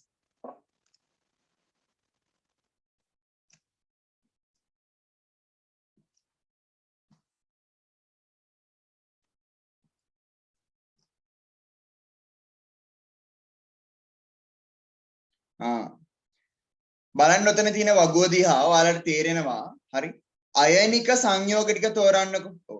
හරි දිගැසිට කියනවා අයනික සංයෝගවල ද්‍රවාංග තාපාංග ඉතා ඉහළ අගයන් තියෙන. බලන්න වගුව පෙරලා හොඳට තේරෙනවා. හරි සෝඩියම් ක්ලෝරයිඩ් කියන අයනික එක 801යි 1413 777 1500යි. ඊළඟ කැල්සියම් ඔක්සයිඩ් අයනික එකේ හරි 2580 2850යි. බලන්න අයනිකගේ අගය ඉතාමත් වැඩි ද්‍රවාංග තාපාංකනේ. ඊට පස්සේ සහසංයෝජ ද්‍රවාංග තාපාංග ඉතාමත් අඩු ඍණ ගණනුත් තියෙනවා. ඉතාමත් අඩු. ඒක තමයි තියෙන වෙනස. හරි. ඇයි මේ ද්‍රවාංක තාපාංක ඉහළ පහළ යන්නේ. අයනික එකේ වැඩි මේ සහ සංවිජය වගේ අඩු. ද්‍රවාංක තාපාංක බන්ධන ශක්තියේ තියෙන වෙනස. හරි. බන්ධන ශක්තියේ තියෙන වෙනස. අයනිකේ වගේ සෝඩියම් ධන ක්ලෝරින් ඍණ මෙයාලා අතර ලොකු තද බන්ධනයක් තියෙනනේ කඩන්න අමාරුයි. ඒ නිසා තමයි තාපාංක ද්‍රවාංක ඉහළ වෙන්නේ අයනිකේ වගේ. හැබැයි අනිත් ඒවා ගෙහෙම නෑ. ඒක බන්ධනය ටිකක් දුර්වලයි. මේකට සාපේක්ෂ නිසා තමයි ඒකේ අඩු ද්‍රවාංක සහ තාපාංක පවතින්නේ. හරි ඒක තමයි පළවෙනි කාරණාව. ඊට පස්සේ අපිට ලක්ෂණ ටික ගැන කතා කරන්න තියෙනවා. හරි. මුලින්ම කියනවා අයනික සංයෝග හැදිලා තියෙන ධන සහ ඍණ ආරෝපණ වලින්. අයනික සංයෝග ධන සහ ඍණ ආරෝපණය හැදිලා තියෙනවා කියලා මුලින්ම කියනවා. ඕනේ. අයනිකයි කියලා කියන්නේ ධන ඍණ අයන තියෙනවා කියන එක. හරි. සහ සංයුජයගේ ධන ඍණ අයන නැහැ. ඒකේ තියෙන්නේ අණු වශයෙන් ඇතුලේ කට්ටිය ඉන්නේ. ජල අණුව වගේ අණු විදියට ඇතුලේ කට්ටිය ඉන්නේ. ඒක හරි පළවෙනි කාරණාව. දෙවෙනි කාරණාව අයනික සංයෝග බොහොමයක් කාම රුෂ්ණත්වයේ ඝන විදියට ඉන්නේ. වෙයි ඝන විදියට ඉන්නේ. ඒකට හේතුව මේ ආකර්ෂණ බලයම තමයි. හරි. බැඳීම වැඩි ආකර්ෂණ බලය වැඩි. ඒ හින්දා ඈත් වෙලා විසිරලා ද්‍රවවත් වායුවත් විදිහට ඉන්න බෑ. එයාලා එකට එකතු වෙලා ඝනයක් විදියටමයි ඉන්නේ. හරි. ඊට පස්සේ මොකද්ද සහසංවිජය වඩියේම සහසංවිජය කාම රුෂ්ණත්වයේදී ගොඩක් වෙලාවට ඝණයක් විදිහට ඉන්නේ නෑ. යාළගේ බන්ධන දුර්වලයි මේ බන්ධනේ මැද තියෙන බන්ධනේ. ඒ නිසා එක්කෝයා ද්‍රවයක් විදිහට නැත්තම් වායුවක් විදිහට ඝන විදිහට ඉන්න අවස්ථාවක හොයාගන්න අමාරුයි සහසංවිජය. හරි. ඊපස්සේ ආයනික සංයෝග ඉහළ ද්‍රවාංක හා තාපාංග තියෙනවා. ඊට පස්සේ සහසංවිජය ඉහළ ද්‍රවාංක හා තාපාංග නෑ. හරි. ඊට පස්සේ ආයනික සංයෝග ඝන අවස්ථාවේදී විද්‍යුතය සන්නයනය කරන්නේ නැහැනේ. අපි කිව්වනේ ඝන අවස්ථාවේදී ආයන වලට සංචරණය කරන්න බෑ. එහා යන්න බෑ. එහෙනම් විද්‍යුතය සන්නයනය කරන්නේ නැහැ. ඊට පස්සේ සහසංවිජය කොහොමත් විද්‍යුතය සන්නයනය කරන්නේ නැහැ. ඊට පස්සේ ඊළඟට අපි කියමු අයනිකය ඝන අවස්ථාව ජලීය ද්‍රාවණය වෙච්ච වෙලාවේ දිය වෙච්ච වෙලාවේ ද්‍රාවණයේ දිය වෙත්ත වෙල ද්‍රාවණගත වෙච්ච වෙලාවේ සහ විලීන අවස්ථාවේ දියවන අවස්ථාවේ විද්‍යුතය සන්නයනය කරනවා. සහසංවිජය කොහොමත් කොයිම වෙලාවකවත් නෑ. ඊට පස්සේ ආය මොනවද තියෙන්නේ? දිය වෙන එක තියෙනවා. හරි. සාමාන්‍යයෙන් අයනික සංයෝග ජලයේ දිය වෙනවා කියලා කියනවා ගොඩක් අය. සහසංවිජය ඉතාමත් කුඩා ප්‍රමාණයක් ජලයේ දිය වෙනවා. ඒකට හේතුව මම කියන්නම් මොකක්ද කියලා. ඉතින් අපි ඒ ටික ලියාගනිමු. ඔයාලගේ පොතේ මාතෘකාව දැම්මා නේද? අයනික සහ සහසංවිජය සංයෝග අතර වෙනස කියලා. වගුවක් බෙදන්න පොත බෙදන්න ඔයාලගේ හරි.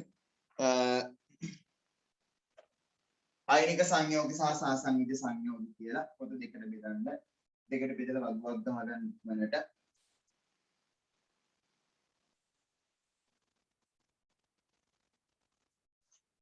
කියලා පහලට ලියාගෙන යන්න තියෙන්නේ. මේ පැත්තට අයනික අයන අරගන්න. මේ පැත්තට සහසංවිජ අරගන්න.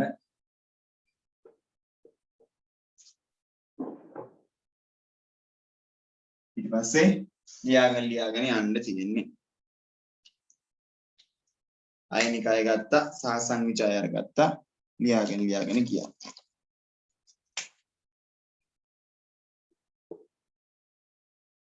හරි.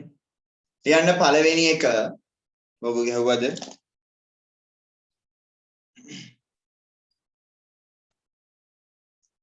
යන්න පළවෙනි එක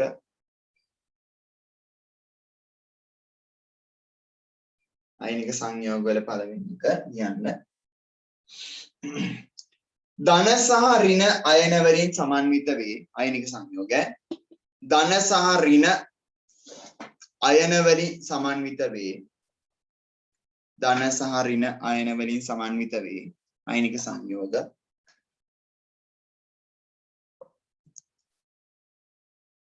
හරි. ධන සහ ඍණ අයන වලින් සමන්විත වේ. මෙයා අණු වලින් සමන්විත වේ. සහසංවිජ සංයෝග යාලියන් අණු වලින් සමන්විත වේ.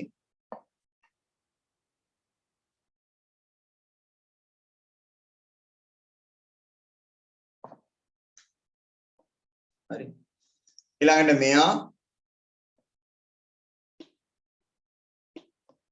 මෙයා ලියන්න කාමර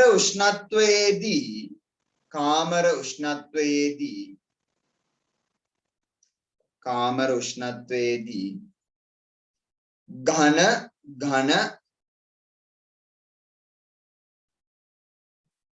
කාම උෂ්ණත්වයේදී ඝන ස්පටික රූපී දැලිස ආකාරයට කාම උෂ්ණත්වයේදී ස්පටික ඝන ස්පටික රූපී කැට විදිහට කියන එක. හරි.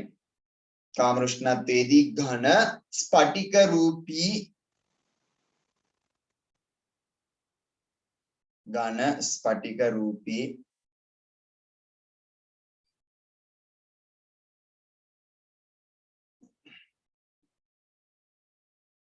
දැලිස ආකාරයට පවතී. මෙයා කාම උෂ්ණත්වයේදී දැලිස ආකාරයට පවතී. මෙයා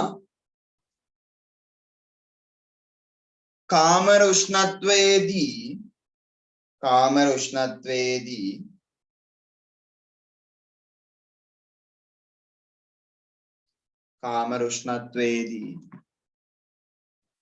ද්‍රව හෝ වායු ආකාරයට පවතී.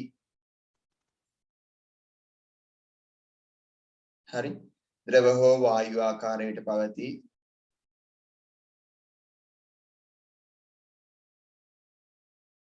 ඊළඟට මෙයා හරි. යා ලියන්න. ඉහළ ද්‍රවාංක සහ තාපාංක ඇත.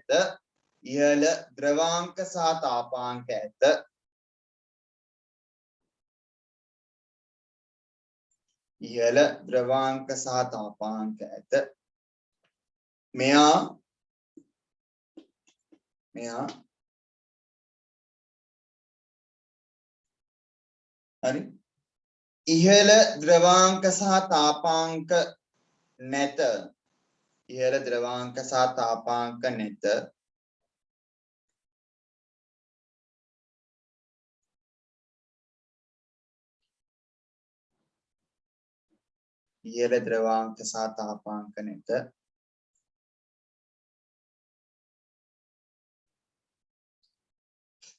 ඊට පස්සේ මෙයාට ලියන්න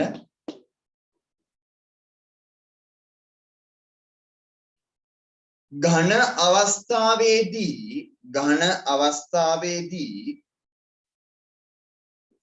අවස්ථාවේදී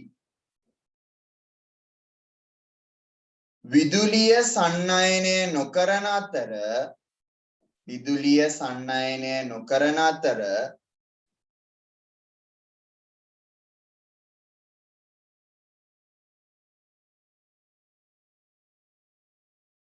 හරි.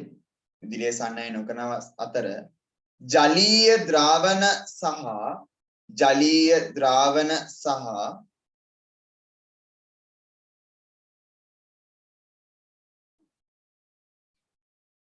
විලීන අවස්ථාවේදී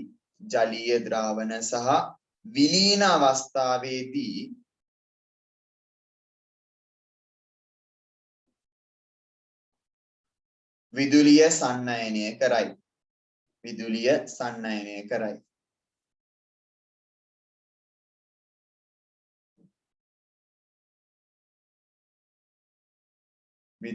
සන්නයනය කරයි. බස් ලියන්න සහසංයුජ කට්ටිය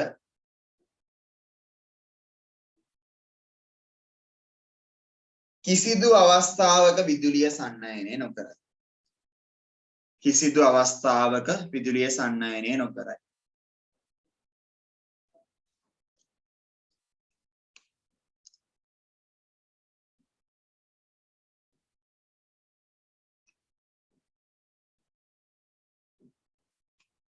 හරි.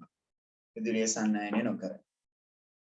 මෙතන ලියන්න මේ පැත්තේ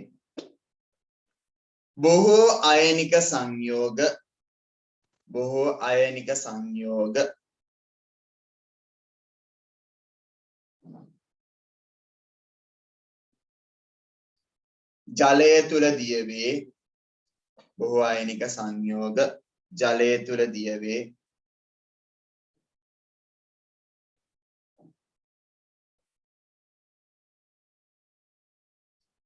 එද පැත්තෙන් ලියන්න බෝඩක් අය නෑ. සමහර සහසංයුජ සංයෝග සමහර සහසංයෝජ සංයෝග ජලයේ දිය වේ. සමහර සහසංයෝජ සංයෝග ජලයේ දිය වේ. හොඳයි.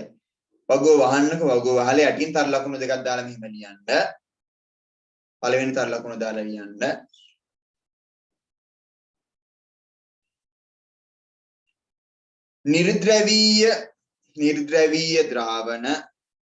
නිර්ද්‍රවීය ද්‍රාවණ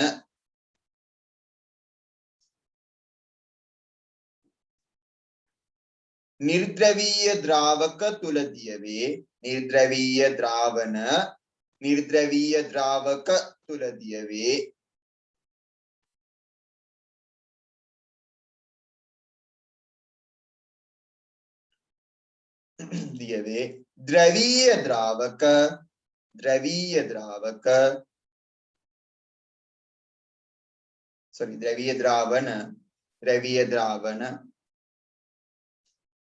ද්‍රවීය ද්‍රාවක තුල දිය වේ. ද්‍රවීය ද්‍රාවක තුල දිය වේ.